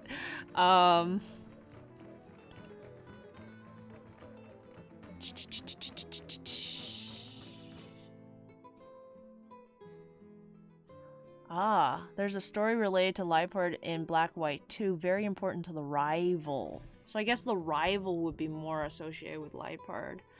I associate Sharon with Emboar, just because Black is one of my favorite Pokemon games and I started with Snivy. That is true. Like, I try not to associate the rival too much with a starter, because I know that changes. Like, when I think of Silver... Okay, well, first, like, even back before Silver, when I think of Blue, right? For some reason, he's always shown with Pidgeot, or Pidgeot, or Pidgeot? I don't know. But I never associate him with that. It's either Blastoise, because blue, like the color is like water, so like the blue starter, or what is it, Eevee, sort of, I guess. He turns into like an Umbreon later. I don't really associate Blue with Umbreon or Eevee, but like it comes to mind. What else? Interestingly, I don't really associate Blue with much any of the Pokemon on his team. When it comes to Silver, let's see. A lot of people like him and his Golbat, which is a great choice because, like, they've said with the whole Crobat friendship thing. But problem with that is a lot of Pokemon evil characters, like evil team characters, admins and stuff, have the whole Crobat, like Golbat to Crobat thing. So like it's not just him that gets that development. So then people are like, okay, then the next best thing then is, what's it called? The Weavile?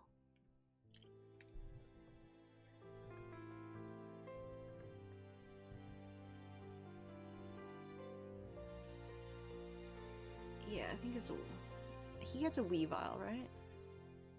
But I've never played that game, so I don't really associate with him with anything. If anything, I associate Silver with Magnemite, because Silver from Folded has one always around. So it's just, you know. Mouse associates Blue with Alakazam. Alakazam's a good one. I do know that he has one. It's It's one of the... Oh! Blue and Raticate, for some reason. With the whole, like, Blue's Raticate theory. I know it's, like, a tired trope at this point. But, I like it. It's still one of my favorites. And, so, yeah, I have a little association there. I have some traumatic association. Blue with Mewtwo from like Petty's Nuzlocke.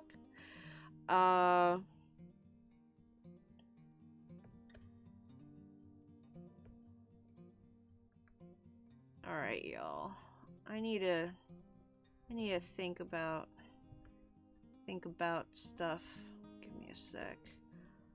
What am I missing? Meryl. I still need a Meryl, a Azurill. If I don't do Azurill, I'll be okay with that. I could probably put Azurill right up here. But he's a baby. It's like Azurill and Meryl are just too round. No matter where you put them, they're gonna block something. I'll see if I can put Meryl right here.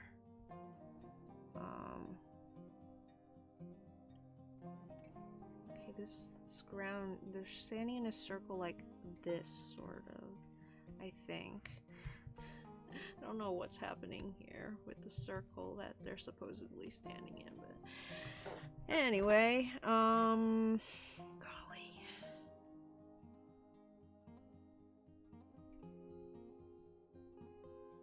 Put a halo on that Raticate. An angel. Poor purple, dark blue Pokemon, always picked by evil teams. Yeah, it's like if they're dark type, they're pretty much gonna be an evil team Pokemon. In the manga, Green's main Pokemon with Jigglypuff? Alright! That's cute. That's cute. I never thought of that. I know Ash or like Red is sometimes with the Clefairy, because Clefairy was gonna be the mascot, right? I never knew that Green is given. It's funny. You're talking Green as in like Gary, right? Because I never know if people are saying like Green as in the girl character or Green as in Gary. Whenever people say manga and then say Green, I assume they mean blue. Even though I would hope they translate it to blue in the English version of the manga. I haven't actually read the manga, so I'm just by assumptions here. Guys, I don't know where to put this big blue boy. Where do I put the blue boy?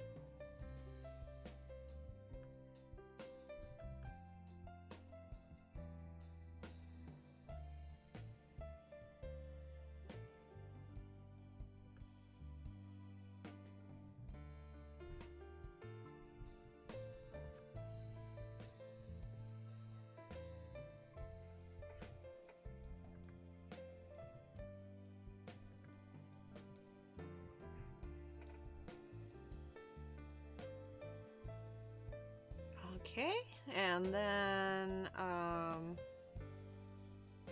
it's a little too close to the whiskers there. Let me shrink it slightly, so.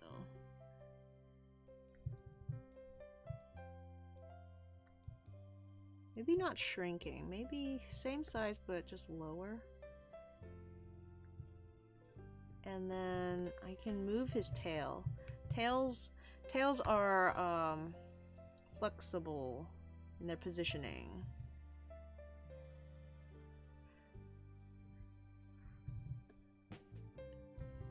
Julian, how you doing?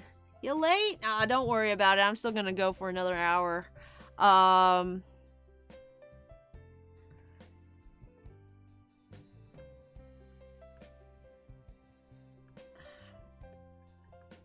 me wrap his tail around this way where there's nothing to, you know, block.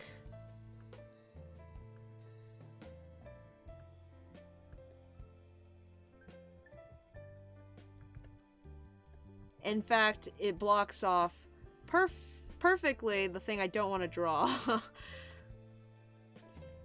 Which is the ground. Which I have no idea how the ground is working in this situation. We're not gonna think about it. Meryl and his baby. And then,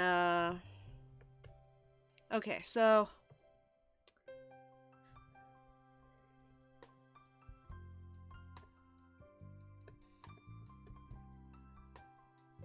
I want to say that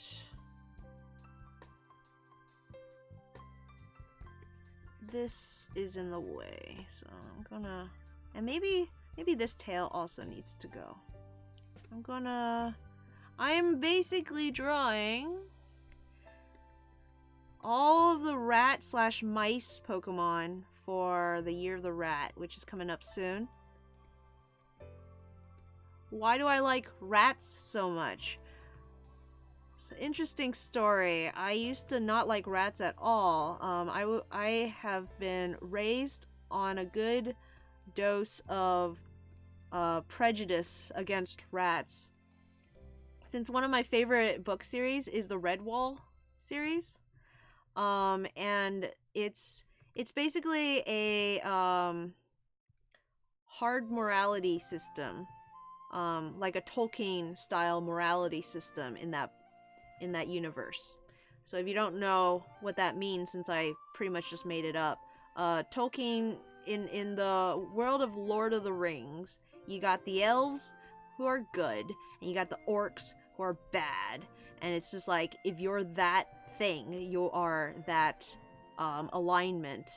And it's the same for Redwall. So like, there are, and it gets a little dicey in Redwall because they're all, even though they're fantasy, it's a fantasy world, they're all real life animals.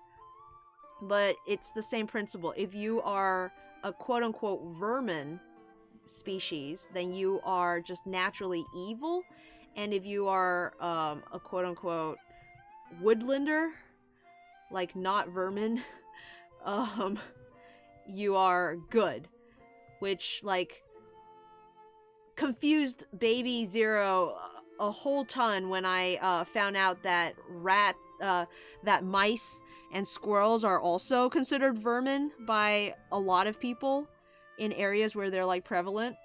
I thought, no, like, mice aren't vermin. Rats are vermin. Vermin's a great term to use for it, though. So... You know, I still like Redwall a whole ton. It's still one of my favorites. But it did make me, like, sort of go, oh, rats are just evil, and, like, mice are good. And then my like, elementary school brain was blown when I read, what was it, the Deptford Mouse histories? Or maybe just the Deptford Mouse series itself. I don't remember which one did it, but it started with the whole, here's your main character, they're mice, and here are some of the villains, and they're rats, and they're They're evil, and they like, you know, serve the evil god Jupiter, and they eat each other and stuff, so they're cannibals. And it's like, okay, I've been here before. I've played this game. I know where we are. But then like later in the series, you have some rats who are actually good. They'll like help and just be genuinely like good characters, and then you'll have mice who are genuinely like evil. Like the mice will turn on each other and like sell each other out. I don't remember if actually, like, I take that back. I don't remember if Deptford series had bad mice. I might be imagining that. I want to say yes, but I don't remember for sure which characters. So I'm going to take that. I retract that statement. It's possible there aren't any.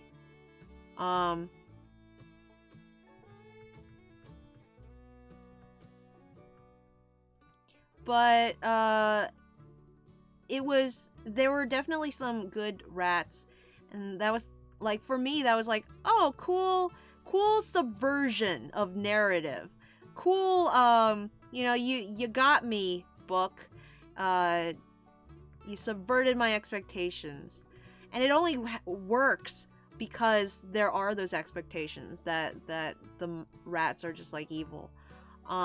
Even later, I read the Chronicles of the Mistmantle Chronicles. And that book doesn't have many. The main character is a squirrel, not a mouse. And that was the book. So like in Redwall, squirrels are also good creatures. They're of the good alignment. And once again, yeah, mind blown, because that's the book where squirrels will turn on each other. You have the evil king, and he's a squirrel, and then you got the main character who's also a squirrel. So it's like, what? You can be like, there's like, the world isn't split into black and white. Like my whole baby brain was being expanded as I read more literature. Okay, Bidoof is in.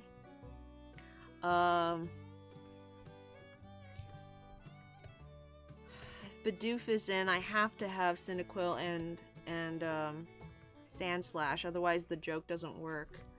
Well, it's not a joke. They are classified. So it's like, gotta be consistent.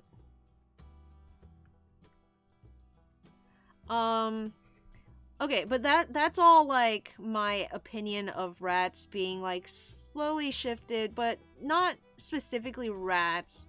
More like just the idea of like, you know, they might not be as caricatures of these animals. And because I was starting to question, like, you know, the alignment of animals, I started writing characters that are rats, that are like kind of evil seeming, but subverts your expectation later. You know, like baby fan fiction type writing. But I didn't think much of them. And then one summer, I discovered these videos on YouTube about pet rats.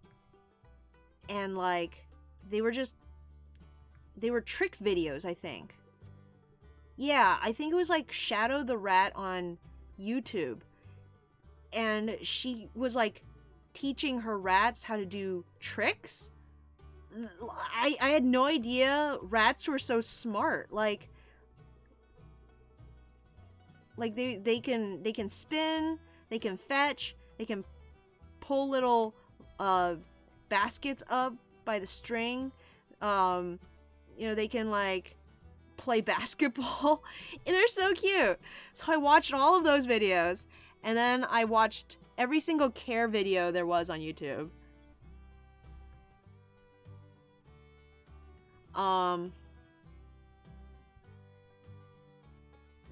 and I just fell down the rabbit hole, essentially. I couldn't stop.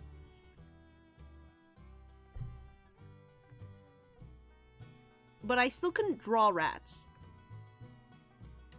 I still couldn't draw them. I didn't know how to draw them. I was in the same camp of Rattata here. I drew them like dogs. Like,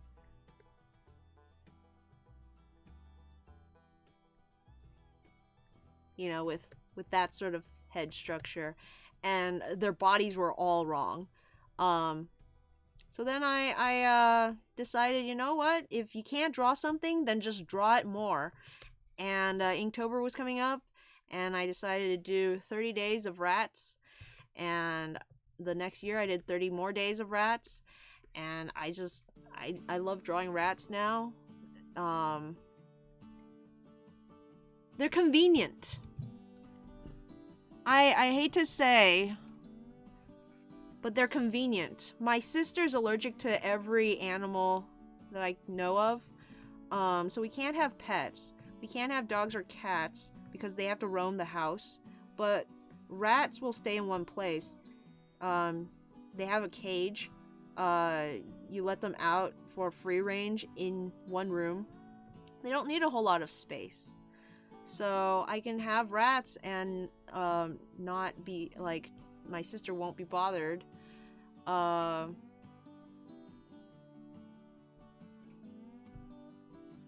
You know, I think... Oh yeah, I still have to... I'm like, am I done? No, I still have to add the other two non-rat critters.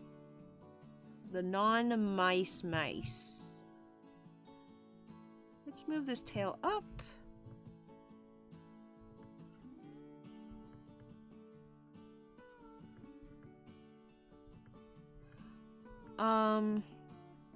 And unlike some other animals, like fish that are small and easy, no offense to fish, mouse, but I can't tell what fish are thinking. I had a beta for a while. Got him a proper tank and whatnot, and it died faster than my mom's beta. And she had him in like a tiny fish tank. Like she had one of those fish bowls. You know, the ones they say not to keep betas in, but that everyone says you can keep betas in. She had one of those. Her fish lived longer than mine. I think maybe I like changed the water wrong. Anyway, her fish seemed happier than mine too. Like he would make bubbles more than mine would. And you can't like pick them up. Not the pet for me.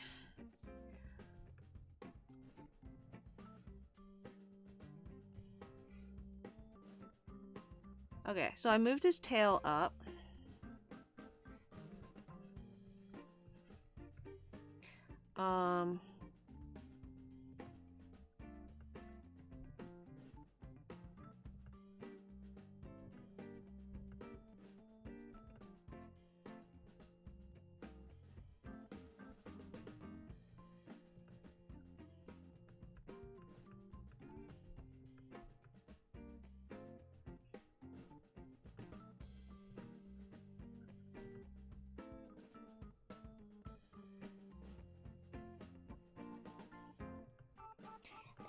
I don't know.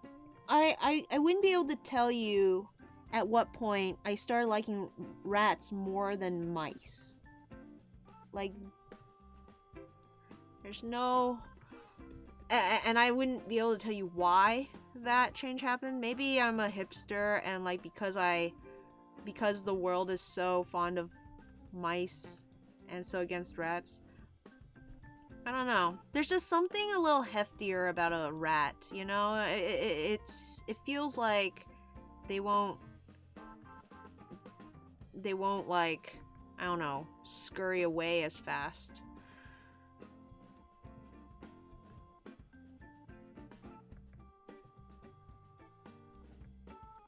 They're being slightly bigger too. They're a little easier to socialize.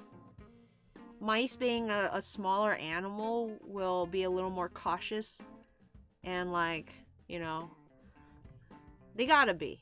They can die easier. But after a while, after watching so many videos, you just kind of gravitate toward the animal that you know the most about. Rats and mice are too similar in a way that Japanese and Chinese were too similar, and I didn't take Japanese in high school for that reason. But they're like just similar enough that I might get confused. But they're also like very different. Okay, I wanted to put Sandshrew and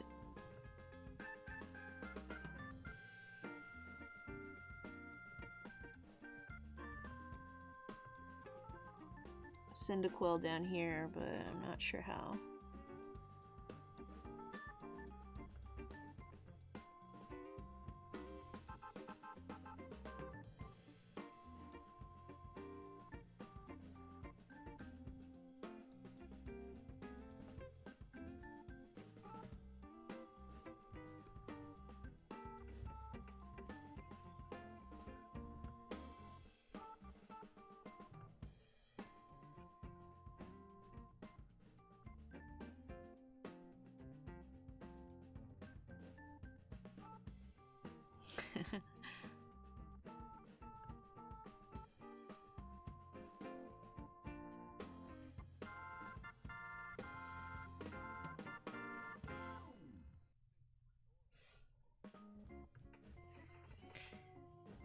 I move everything over or did I keep it? I think I'll just keep it. I'm gonna maybe plant him on Bidoof's back.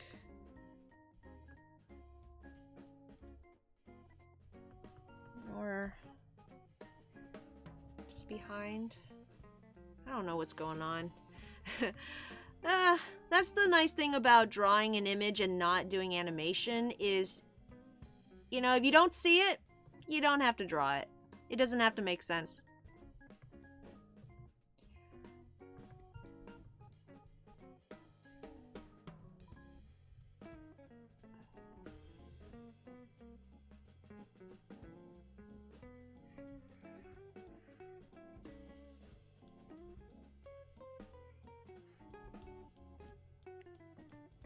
Do want to move Bidoof's tail fluff so it's not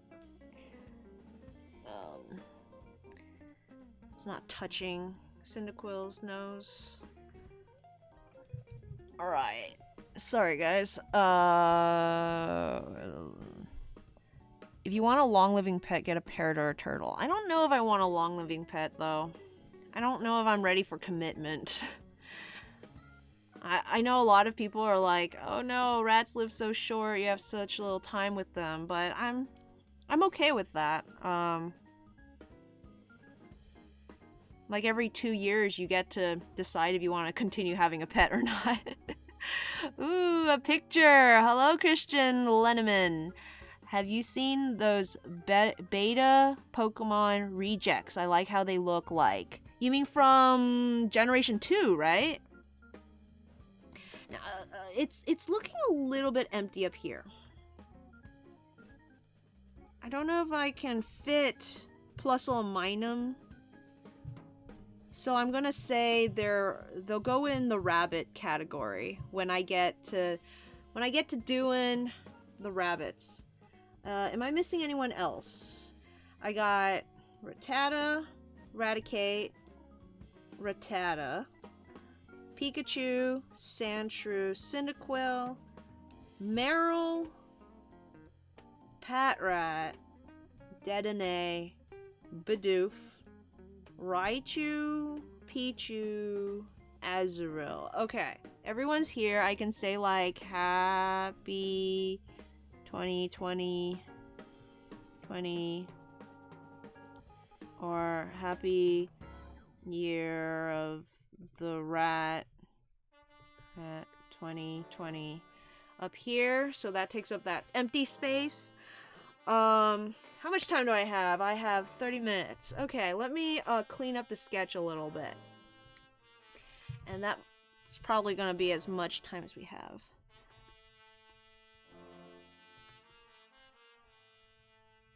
This sketch is pretty good, actually. I could go straight into lines from here, but I don't think there's time for that. So rather than like rush through it or go overtime, just gonna clean up the sketch.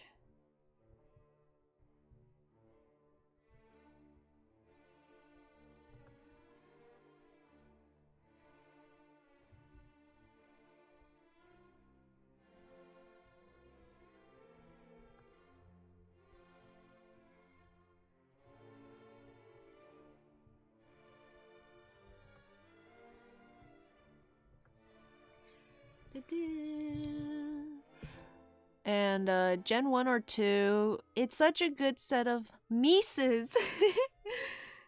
Mises, that's the plural for moose. Right? I'm not gonna put the line in. So if I put the line in for the arm, I'll have to do the same for the face. And I don't know if I want to do that.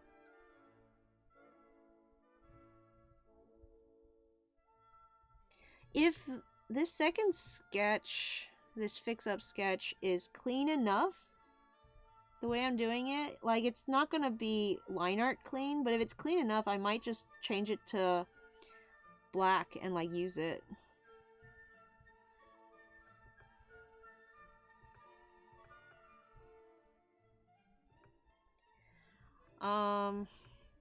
But yeah, it's like, it's funny because my old, or I guess my current, profile avatar thing is, Zero the Red Wolf. So people always ask, like, oh, are wolves, like, your favorite favorite animal? Or they'll assume it's, like, she's a fox or something. And it's like, no, not really. I like wolves, but they're nowhere near my, like, favorite animal. I might have at some point said they were as a kid, because I thought I had to like wolves since my avatar was one. But even the reason that my avatar is a wolf is because I got some items from Gaia Online. Like, when you first join Gaia Online, they give you some free items, and I think I got, like, a wolf tail and wolf boots, just, like, a whole set. And and then I'm like, okay, I had to make a story for everything, so it couldn't just be like, oh, my avatar is wearing a wolf tail. It's like, oh no, she's like some kind of werewolf, and she can transform into a wolf. And I would always tell people, my thing was saying, she's not a werewolf, she's a wolf that turns into, or no, she's not a werewolf, she's a girl that turns into a wolf, but not a werewolf. She just turns into a regular wolf.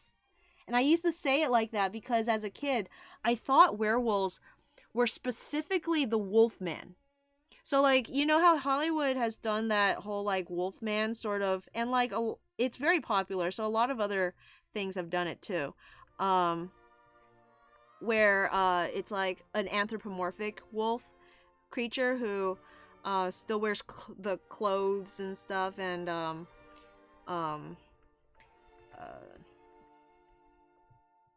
like, has human features, or at least just stands up on two legs. And I thought, like, Twilight was unique in that it's werewolves just turn into wolves. But yeah, no, apparently, classically, werewolves are people who could, like, I think they put on a wolf skin belt, and then they can transform into just a wolf, not a wolf creature man hybrid, just a wolf, and it's on like the new moon that they do the transformation, not on the full moon. The full moon thing was also a Hollywood thing because the full moon looks better. The full moon looks better than a new moon. You can't shoot a new moon on film in a dark sky. It's just not, doesn't look good. So yeah, my mind was blown when in college, I think, someone explained to me that. And I learned what werewolves were for the first time. In any case. But yeah, before then I would like specifically say she wasn't a werewolf. Just a girl who can turn into a wolf.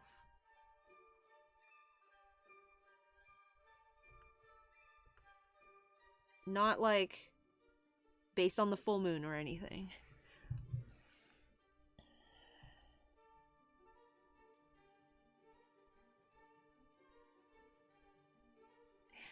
You have 30 minutes. That's my cue to ninja vanish. Bye, Christian. Where'd he go? Dan says, I can't remember the character's name, but there was an old cartoon cat who would chase around a pair of mice, and his catchphrase was, I hate those Mises to pieces. I don't know that one, but it sounds a lot of fun. Dan says, I mean, to be fair, wolves are typically depicted as being gray or white if they're mystical, while foxes are usually shown as being red or orange. Yeah, it's specifically red on top, white on the bottom. So that was another thing. Because the items were like red, they were red wolf tail and red wolf. I made her like fire engine red, and that was the thing. That was her thing. Like she was a miscolored wolf. She not miscolored as in like a sparkle dog, just like a shade of red that you wouldn't find in nature. Orange wolves equal dingo. You know, you're not wrong. Dingoes are a wild dog. They are quite... I'd say brownish gold. But it's close, yeah. But that's not the kind of red that Zero is. That's another problem, too. Zero, the red wolf, is named Zero. And I'm named Zero. So it's hard to tell who I'm talking about when I say Zero. But usually I don't talk about myself in the third person. So if I say Zero, typically it just means Zero, the red wolf. But I have to qualify Zero, the red wolf, because I also have another character named Zero, who's a cat. And he's a little orange cat with green wings. His name is Zero. I used to call him Zero-chan. He's actually the namesake of Zero the Red Wolf. I named her after the cat. You would think maybe the other way around, but nope. Cat came first. And Cat was named Zero after Gundam Zero from SD Gundam, which I was apparently into back then. I don't know why.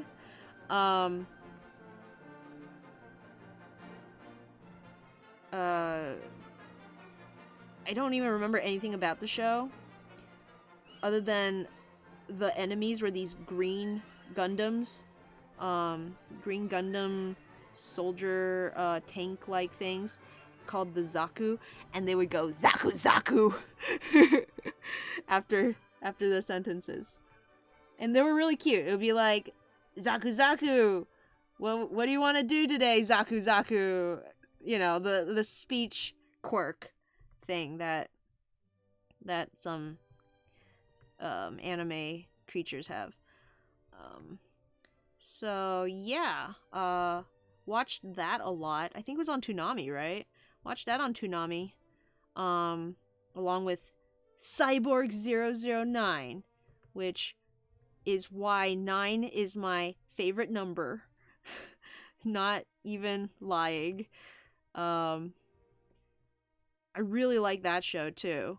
That's one of the really old animes that I've returned to and like watched in my later years and still really liked. So I have huge I have very good memories of Cyborg 009 because I remember liking it many years after my first time seeing it on TV. I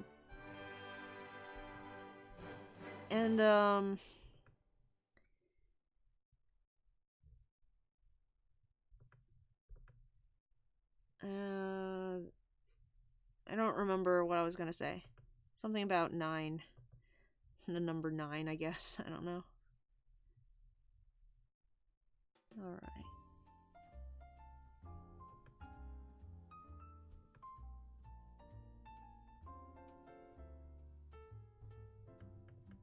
Maybe I'll just leave. I'll leave the glasses empty. I'll fill them with whatever later. Oh boy. Okay, so.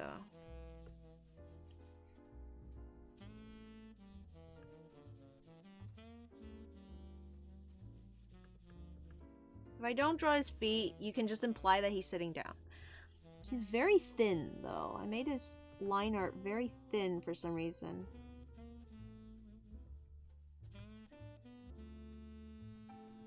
It's because of this, like, round head of his.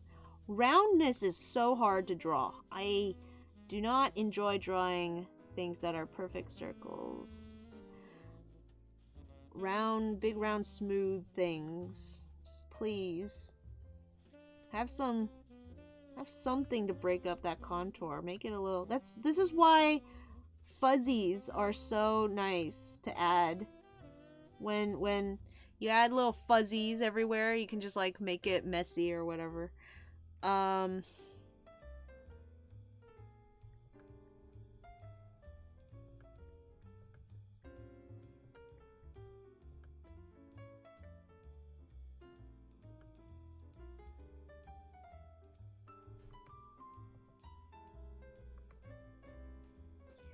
Y'all like to drink? I don't like alcohol for the taste, but I like the idea of alcohol. I like the idea of drinking, but I've just never drank. I think whiskey is a great name for a horse.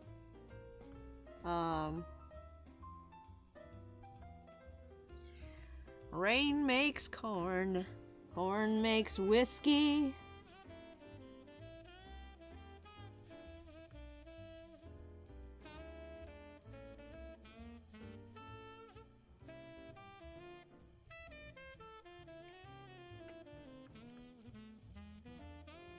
But yeah, it's just not for me. So many people called Zero. It's like a popular name. And then it doesn't help that right around that time Cardcaptor Sakura was getting popular. So I had a little orange cat with green wings. Or feathery wings. His wings were feathery. Okay? Named Zero.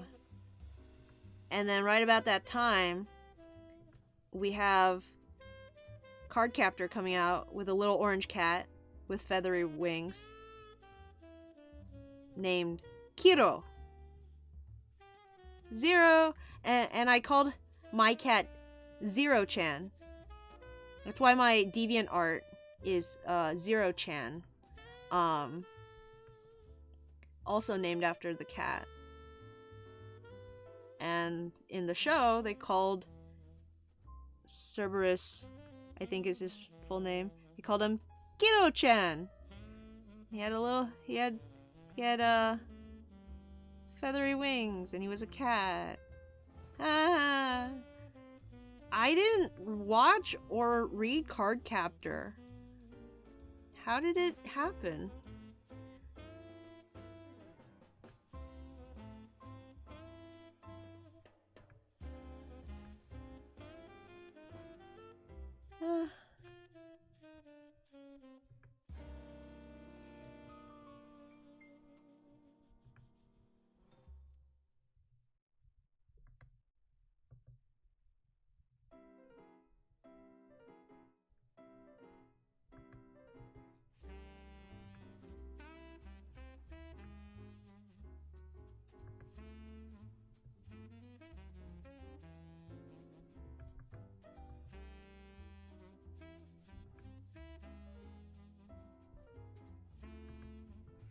I need to zoom in.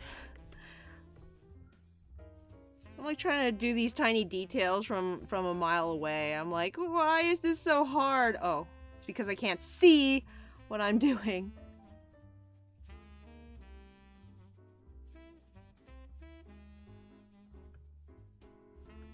I've never seen a Dedenne smile so wide.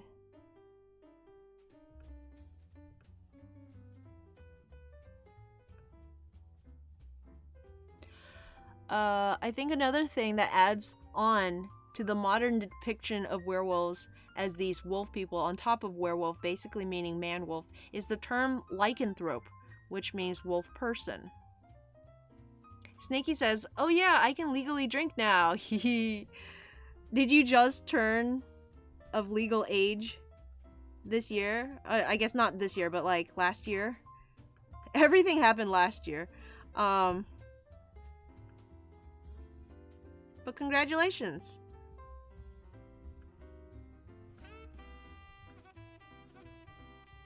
Yeah, I think the first time I had alcohol, I think my mom thought it was soda. She got these flavored beers, and she thought it was soda. So she had me try it. And I was like, this tastes like alcohol. And of course, you know, having never drank before, she's like, no, you're probably wrong. And I'm like, no, it tastes like alcohol. Somehow I knew what alcohol tasted like. It's very distinct. And I just kept drinking it because it was gross. But, you know, if it was just soda, I was gonna get it down. But no, it was beer. Like strawberry flavored beer. Why would you flavor your beer strawberry?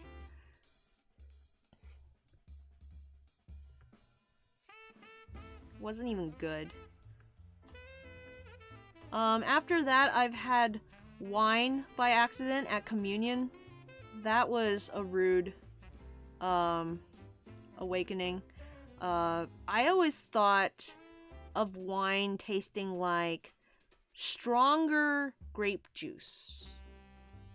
Not sure what stronger meant to my little child brain, but just stronger. Like maybe it burns on the way down, but like I assumed it had flavor to it.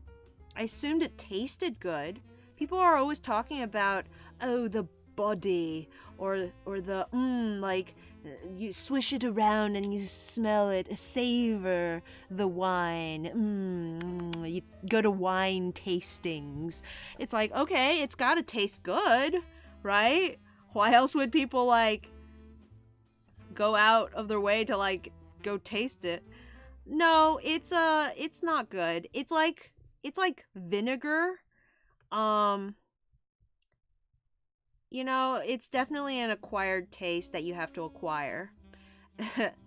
It's like, I don't think anyone who has wine the first time, you know, can appreciate it. You have to sort of train yourself.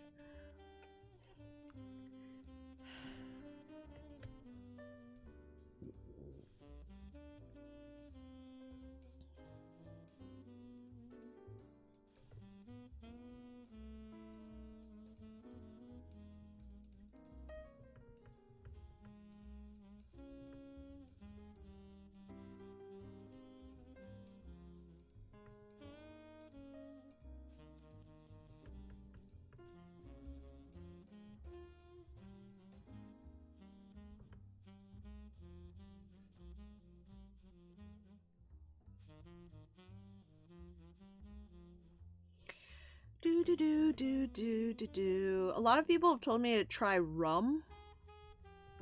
I like the sound of rum. It sounds piratey. Yeah, you know, like, where's the rum gone?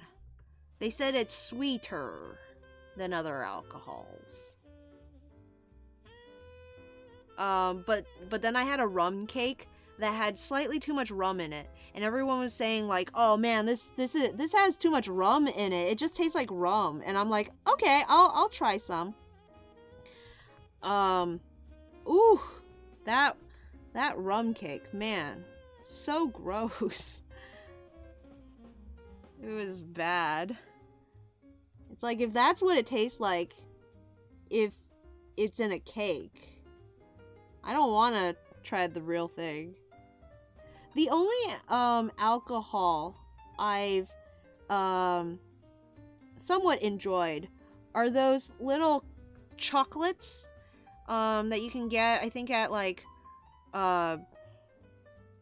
Costco has them, maybe. They're like little chocolates shaped as bottles of wine, and they're like, they've got the foil, the wrapping makes it look like the wine packaging, and they have a tiny bit of wine like in the chocolate. The chocolate is a bottle, and it's hollow inside, and they have some alcohol in there. And you pop the whole thing in your mouth, and you just like chew it. And I was able to down a few of those, and it wasn't terrible. I don't know, like, I didn't like it enough that I would go buy it for myself, but I think I liked it enough that I would try it again if someone gifted it to me, or if someone offered me one. Honestly, just do mixed drinks that cover up the alcohol. Oh, Snakey, you turned 18 on January 2nd. So it was this year. Something happened this year. Well, happy birthday, Snakey. And a very, very happy returns. I have wanted to try a mixed drink. You know those fruity cocktails that you see sometimes? They're like really bright colored. Those look really good. I'm just afraid of ordering one and then not liking it. Like, what if it's disgusting?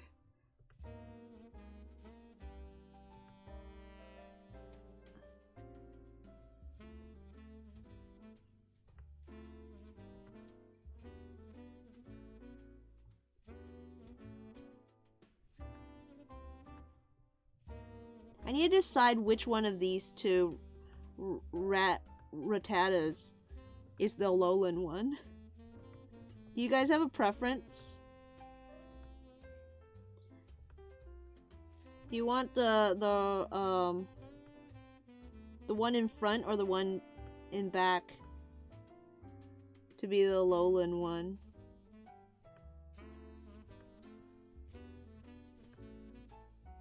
I don't think I've given either of them features that would indicate one or the other. Not yet, at least.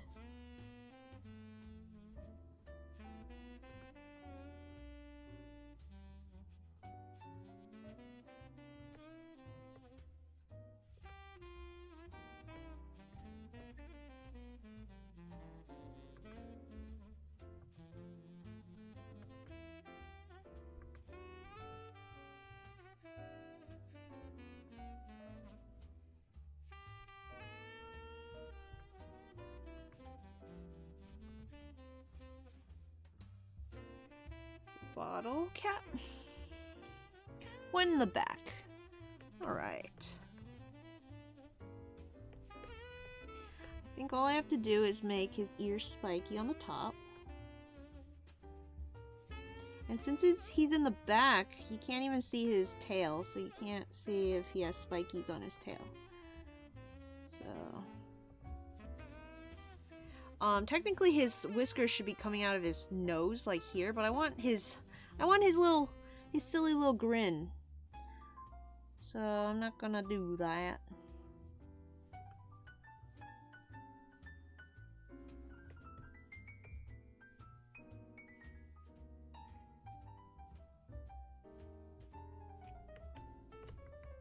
I wanna maybe make his feet a little more rat-like.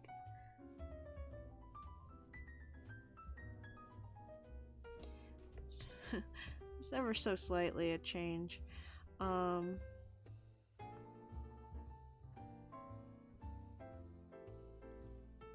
Yeah, because they're both standing up right now.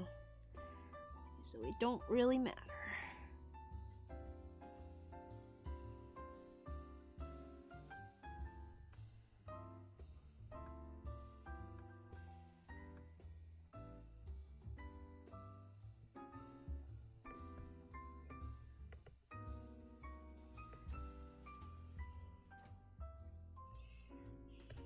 Okay.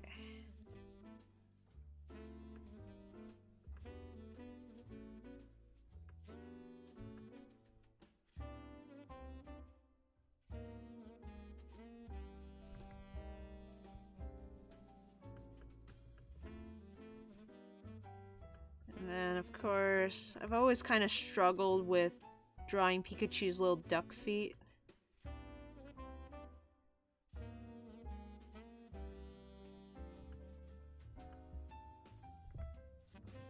I like Detective Pikachu's feet. They're very cute. They're like little puppy feet. They gave him puppy feet though. They didn't give him like mice feet. Which I'm okay, I guess. But I love little rat feet. Have you seen rat feet?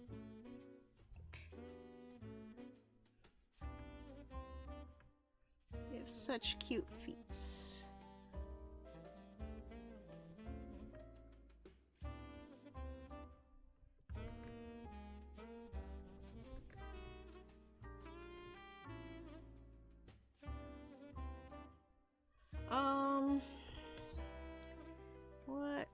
What else?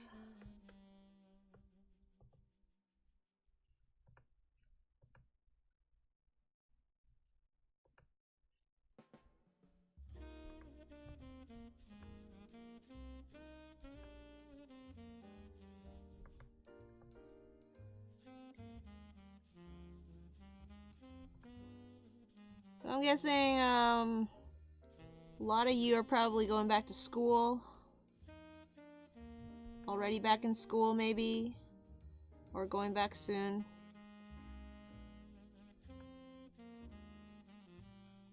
My brother's back to school. I'm technically back to work too, but classes haven't started yet. So, still a little bit of downtime.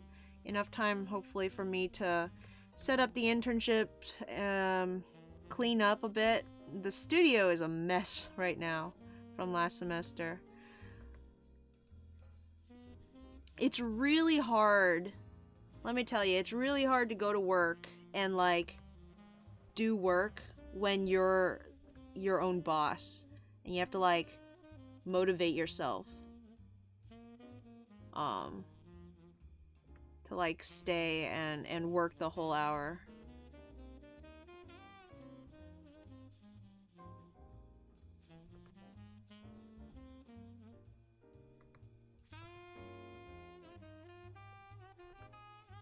But you gotta do it. If you're on the clock, you're on the clock. Trump, my joy. Why are you drawing rats instead of training for the war with Iran? School, I'm going straight to the aircraft carriers heading to Iran. Alright, have fun, Trump, my joy.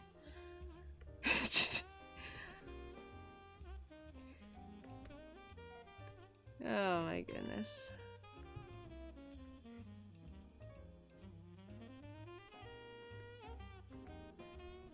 Gonna go eat some rats over there.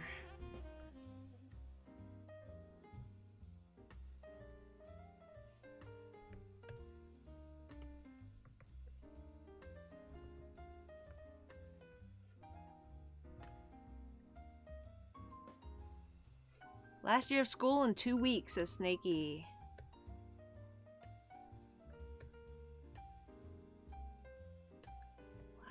Last year of school, nice.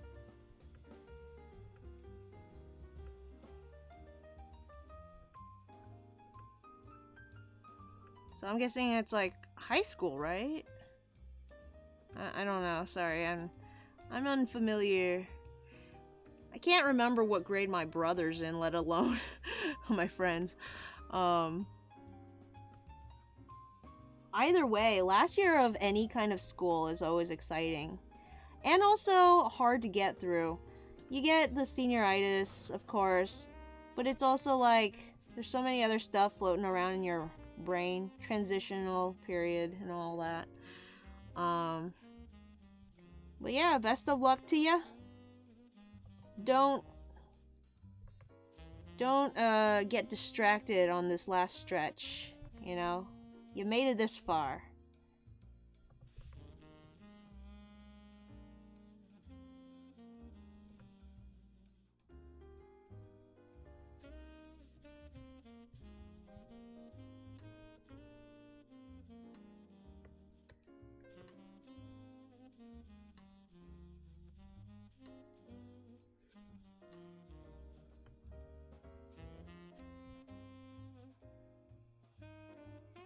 Oh man, I'm like itching to play more Shield right now.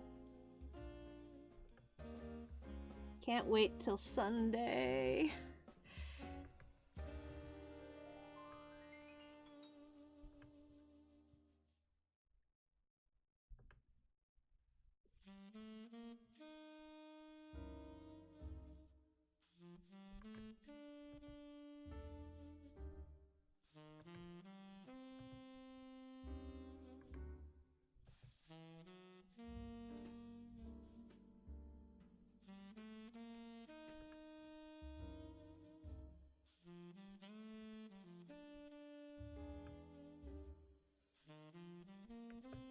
That hand is way too small.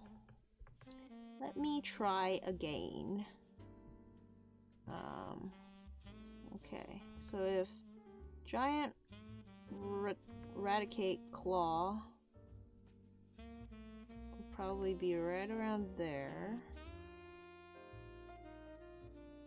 And then that claw, and then this one can be balled up.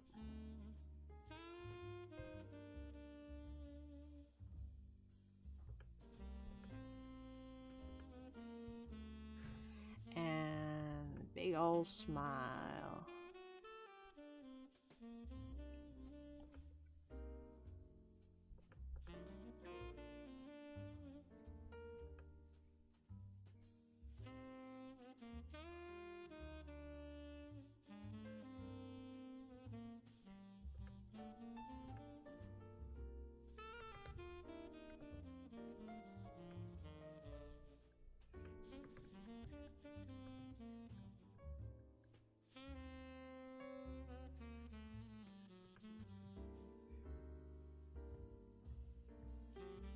And like the funny thing is, Raticate's got his teeth clenched, but his gums are so far apart, and like he only has those 2 teeth on the top and 2 on the bottom, that it still looks like his mouth is gaping open.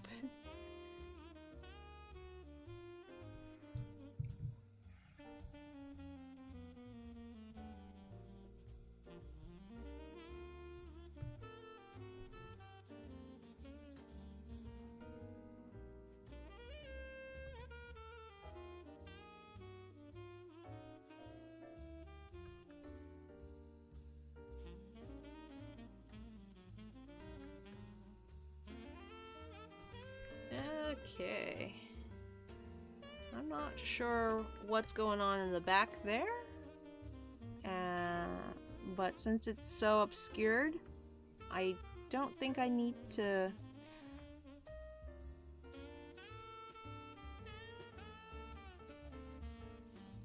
expound upon it. Raticate has some delightfully shaped ears.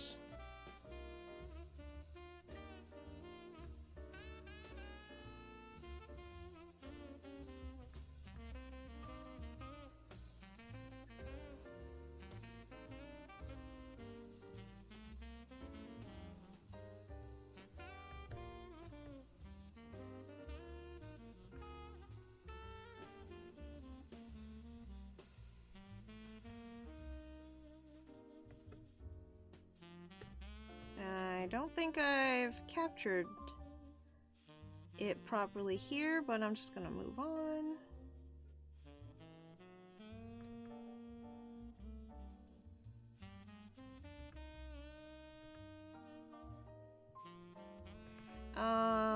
see. We're probably running out of time on the stream though. So, before we end up, someone wants to drop their favorite, let's say favorite, like, you know, the first route Pokemon.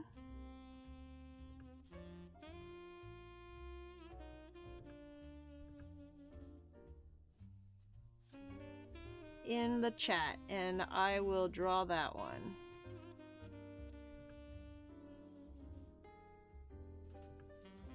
Never quite sure what to call them, because they're not quite rodents. First route rodents doesn't really fit, you know? But, when I tried to make, you know, critters, the critters a thing, didn't work either, because critters can refer to so many different things. I should do monkeys. There's so many monkeys now. I think I did a pig one of these at some point. Not even for last year. It wasn't even for like the year of the pig or anything. I just did it because I wanted to. And you wanna see contentious. I put Mankey in there because he's the pig monkey Pokemon. Yeah. For some reason I put Diglett as one of them. That I'm not sure what the logic was. I think because it sort of has a pig snout. I'm not sure. But yeah, that was like a long time ago, and it was mostly just for fun.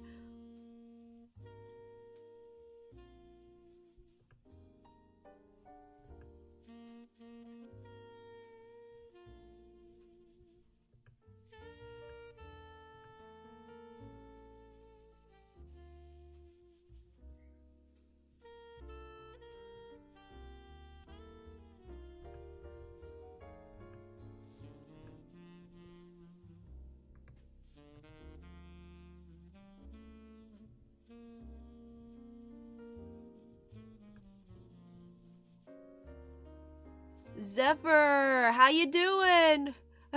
Wooloo! Alright.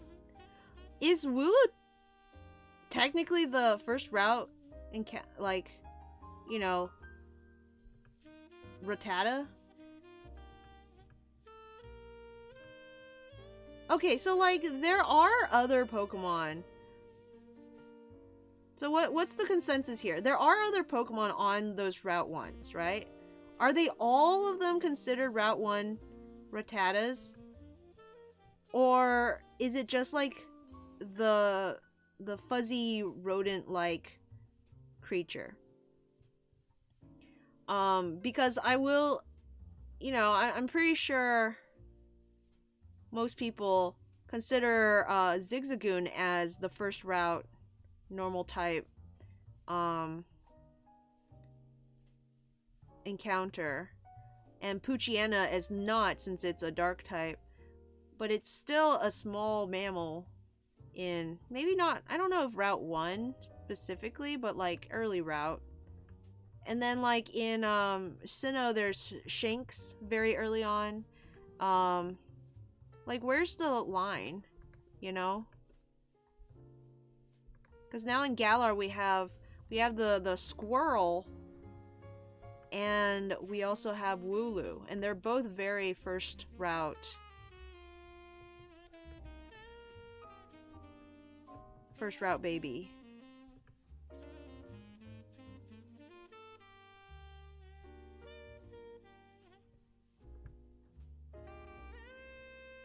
Heard first route normal type. Some people have Route 1 dark type as its own thing, since there are a lot of them. Oh, really? I didn't actually know that. Let me think. It's like, I guess, yeah, Purloin and Poochyena. Are there others?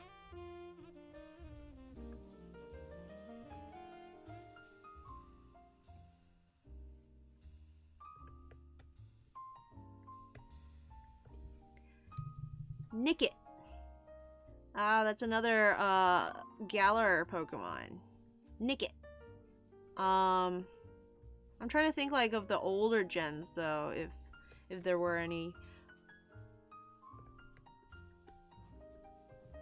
I guess it would.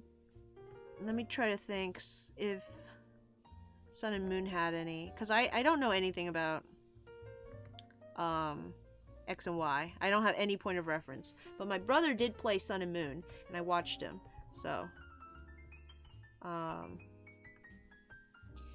let's see. Okay, so I'm gonna. That's not bad for 3 hours to draw all these guys in one drawing. All right, so I'm gonna pause it here and draw a. Was it a Wooloo? I was trying the other day. So I'm gonna go over time, but I wanted to share with you, for anyone who's not on the Nuz forums, I made myself a thread to put art that I do based on my sword, not sword, shield playthrough. And I've been drawing little characters out of my Scorbunny, and so let me share with you.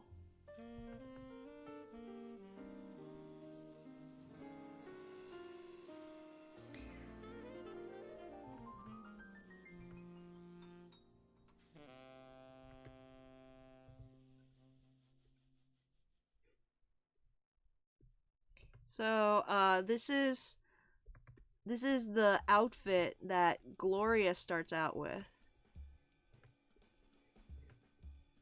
the green beret. Is it a beret or is it some other kind of hat? I think it's actually some other kind of hat, like some kind of Scottish cap. Don't know what it's called though. But I kind of made it into more of a military beret, and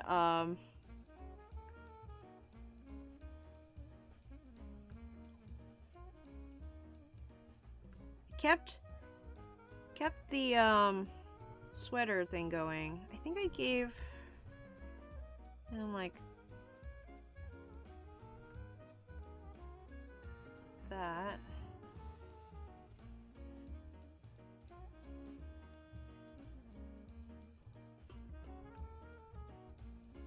And then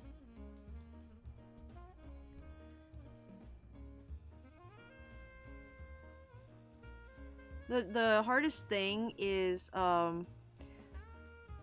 like keeping everything small, because when I start putting a lot of detail on, I want to start making things bigger, but then it gets out of proportion.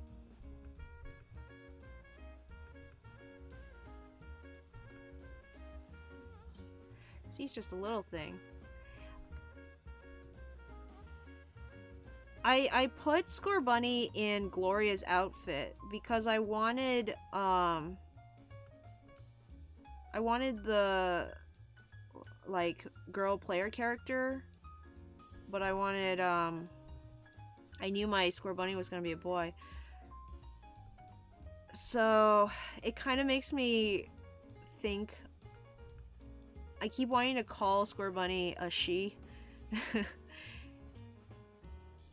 But since I was streaming it, I didn't have the luxury of like soft restarting to get a girl Scorbunny. It's okay. There's nothing overly gendered about the outfit itself. You know, it's not super feminine. But it would have been so cute if this was like a tough little girl bunny.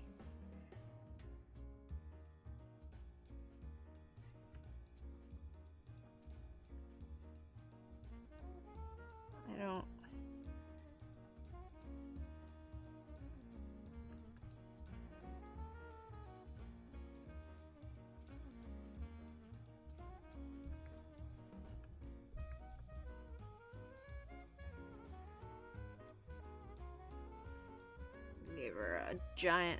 give him a giant belt buckle for no reason other than I can.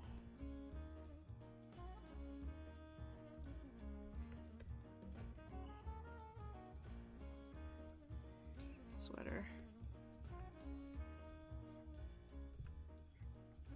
And then I'm just gonna toss in the legs. I'm just doing this real fast. Okay, but the point of this is Scorbunny is in the player character's starting outfit, okay? But you can change your outfit as you go along. So my second outfit I gave to my other Pokemon, which was one of those squirrel things. And it was pretty simple. And then I looked at my Wooloo, and I have this Wooloo, and he's just a massive ball of fluff. And I was trying to figure out how to make the Wooloo wear clothes.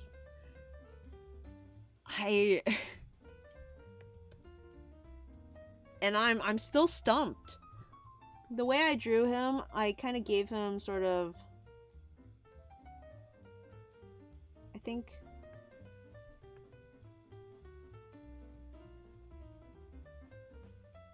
sort of like big hair.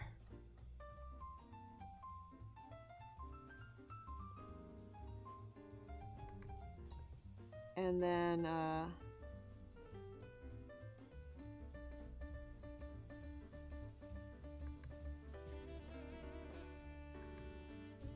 something like that.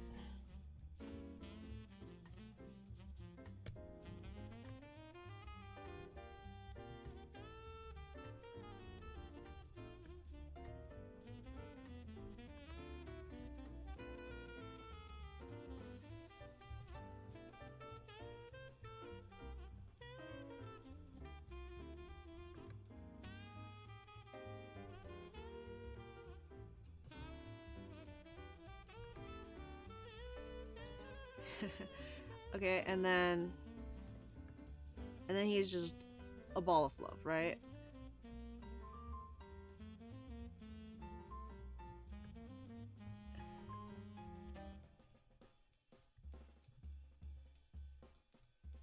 Wooloo's so cute. I wonder if we have enough sheep Pokemon to make a group. I think right now it might still just be 2, which isn't quite a crowd.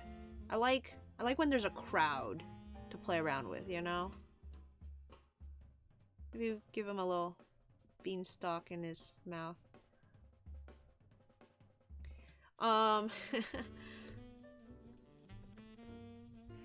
It's a Wooloo.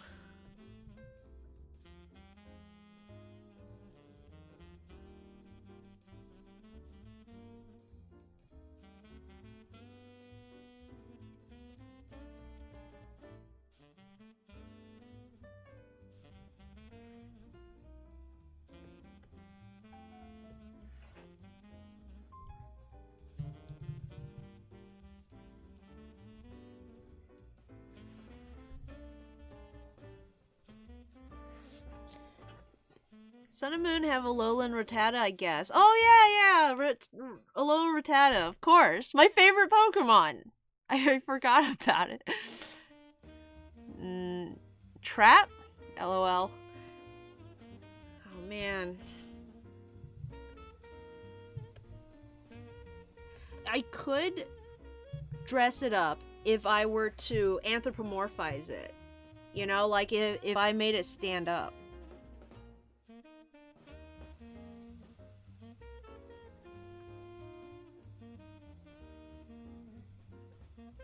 Because that's been done.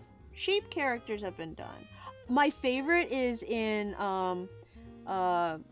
what's it called? Kung Fu Panda. Because they have sort of these, they have sort of these long necks. In Kung Fu Panda, the sheep, I forget what their heads look like. I think it's like something like that.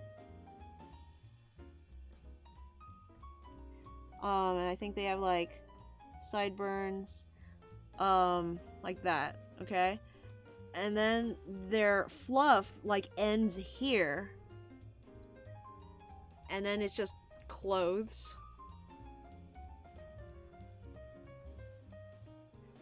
So there's this huge like sucking in of the fluff. Everything gets sucked in, tucked into the clothes. The clothes are just like normal clothes sometimes.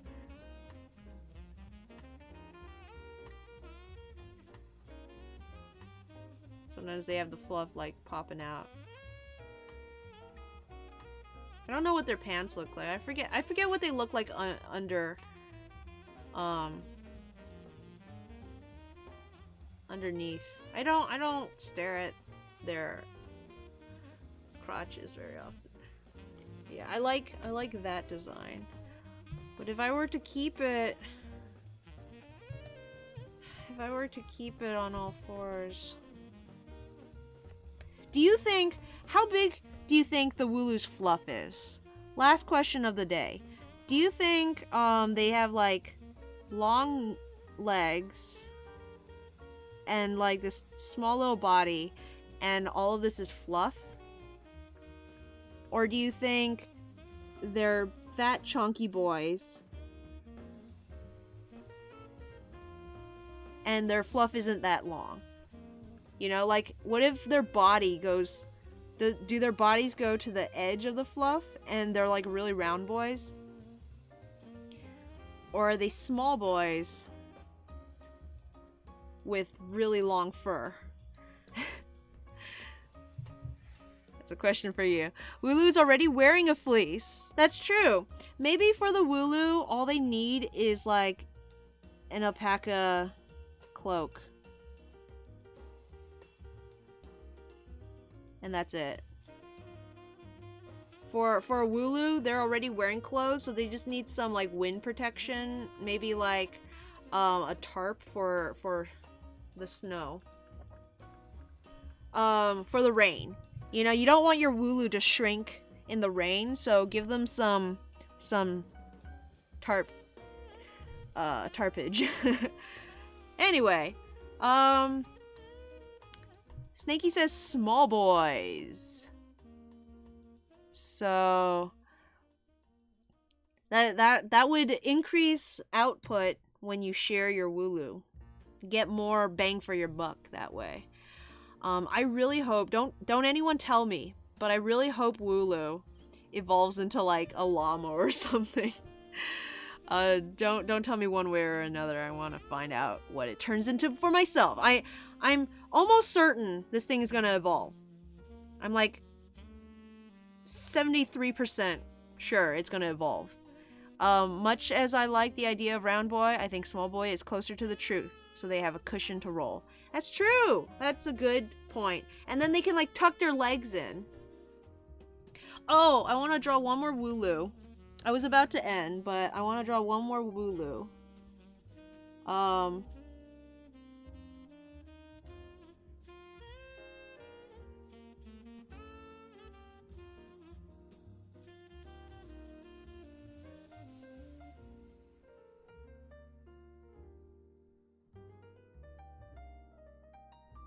And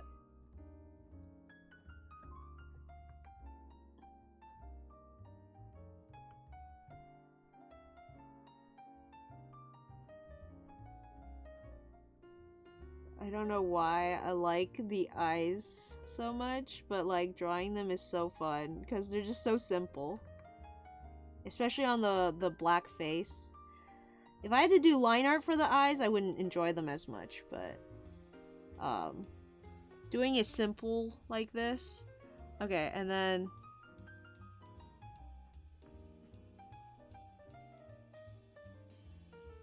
round.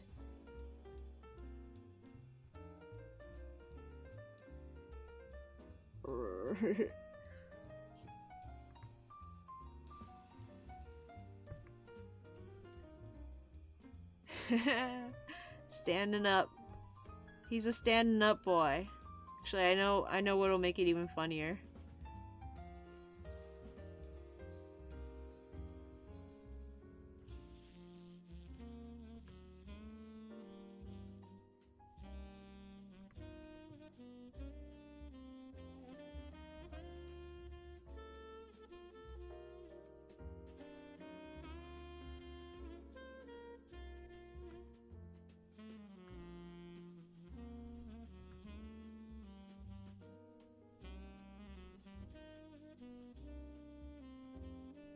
Here he coming.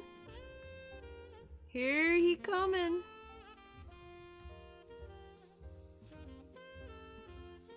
I guess this would be flying this way.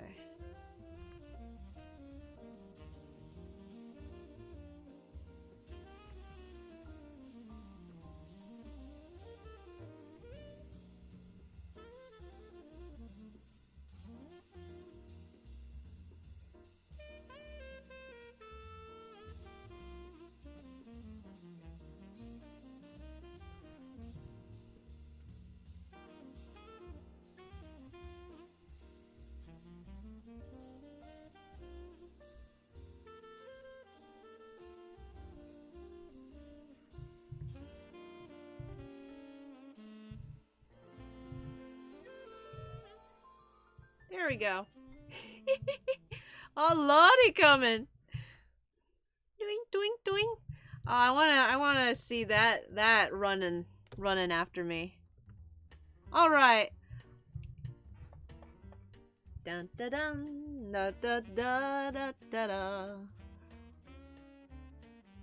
I'm done, right? What? I start at 7:30, 8:30, 9:30, 10:30. That's 3 hours. My music's still going. I must have given myself some time because I knew I would go overtime. But yeah, that will be it for this stream. Thank you everyone for coming. Thank you everyone. Bah! Oh Lord, he coming. Yeah, that was fun.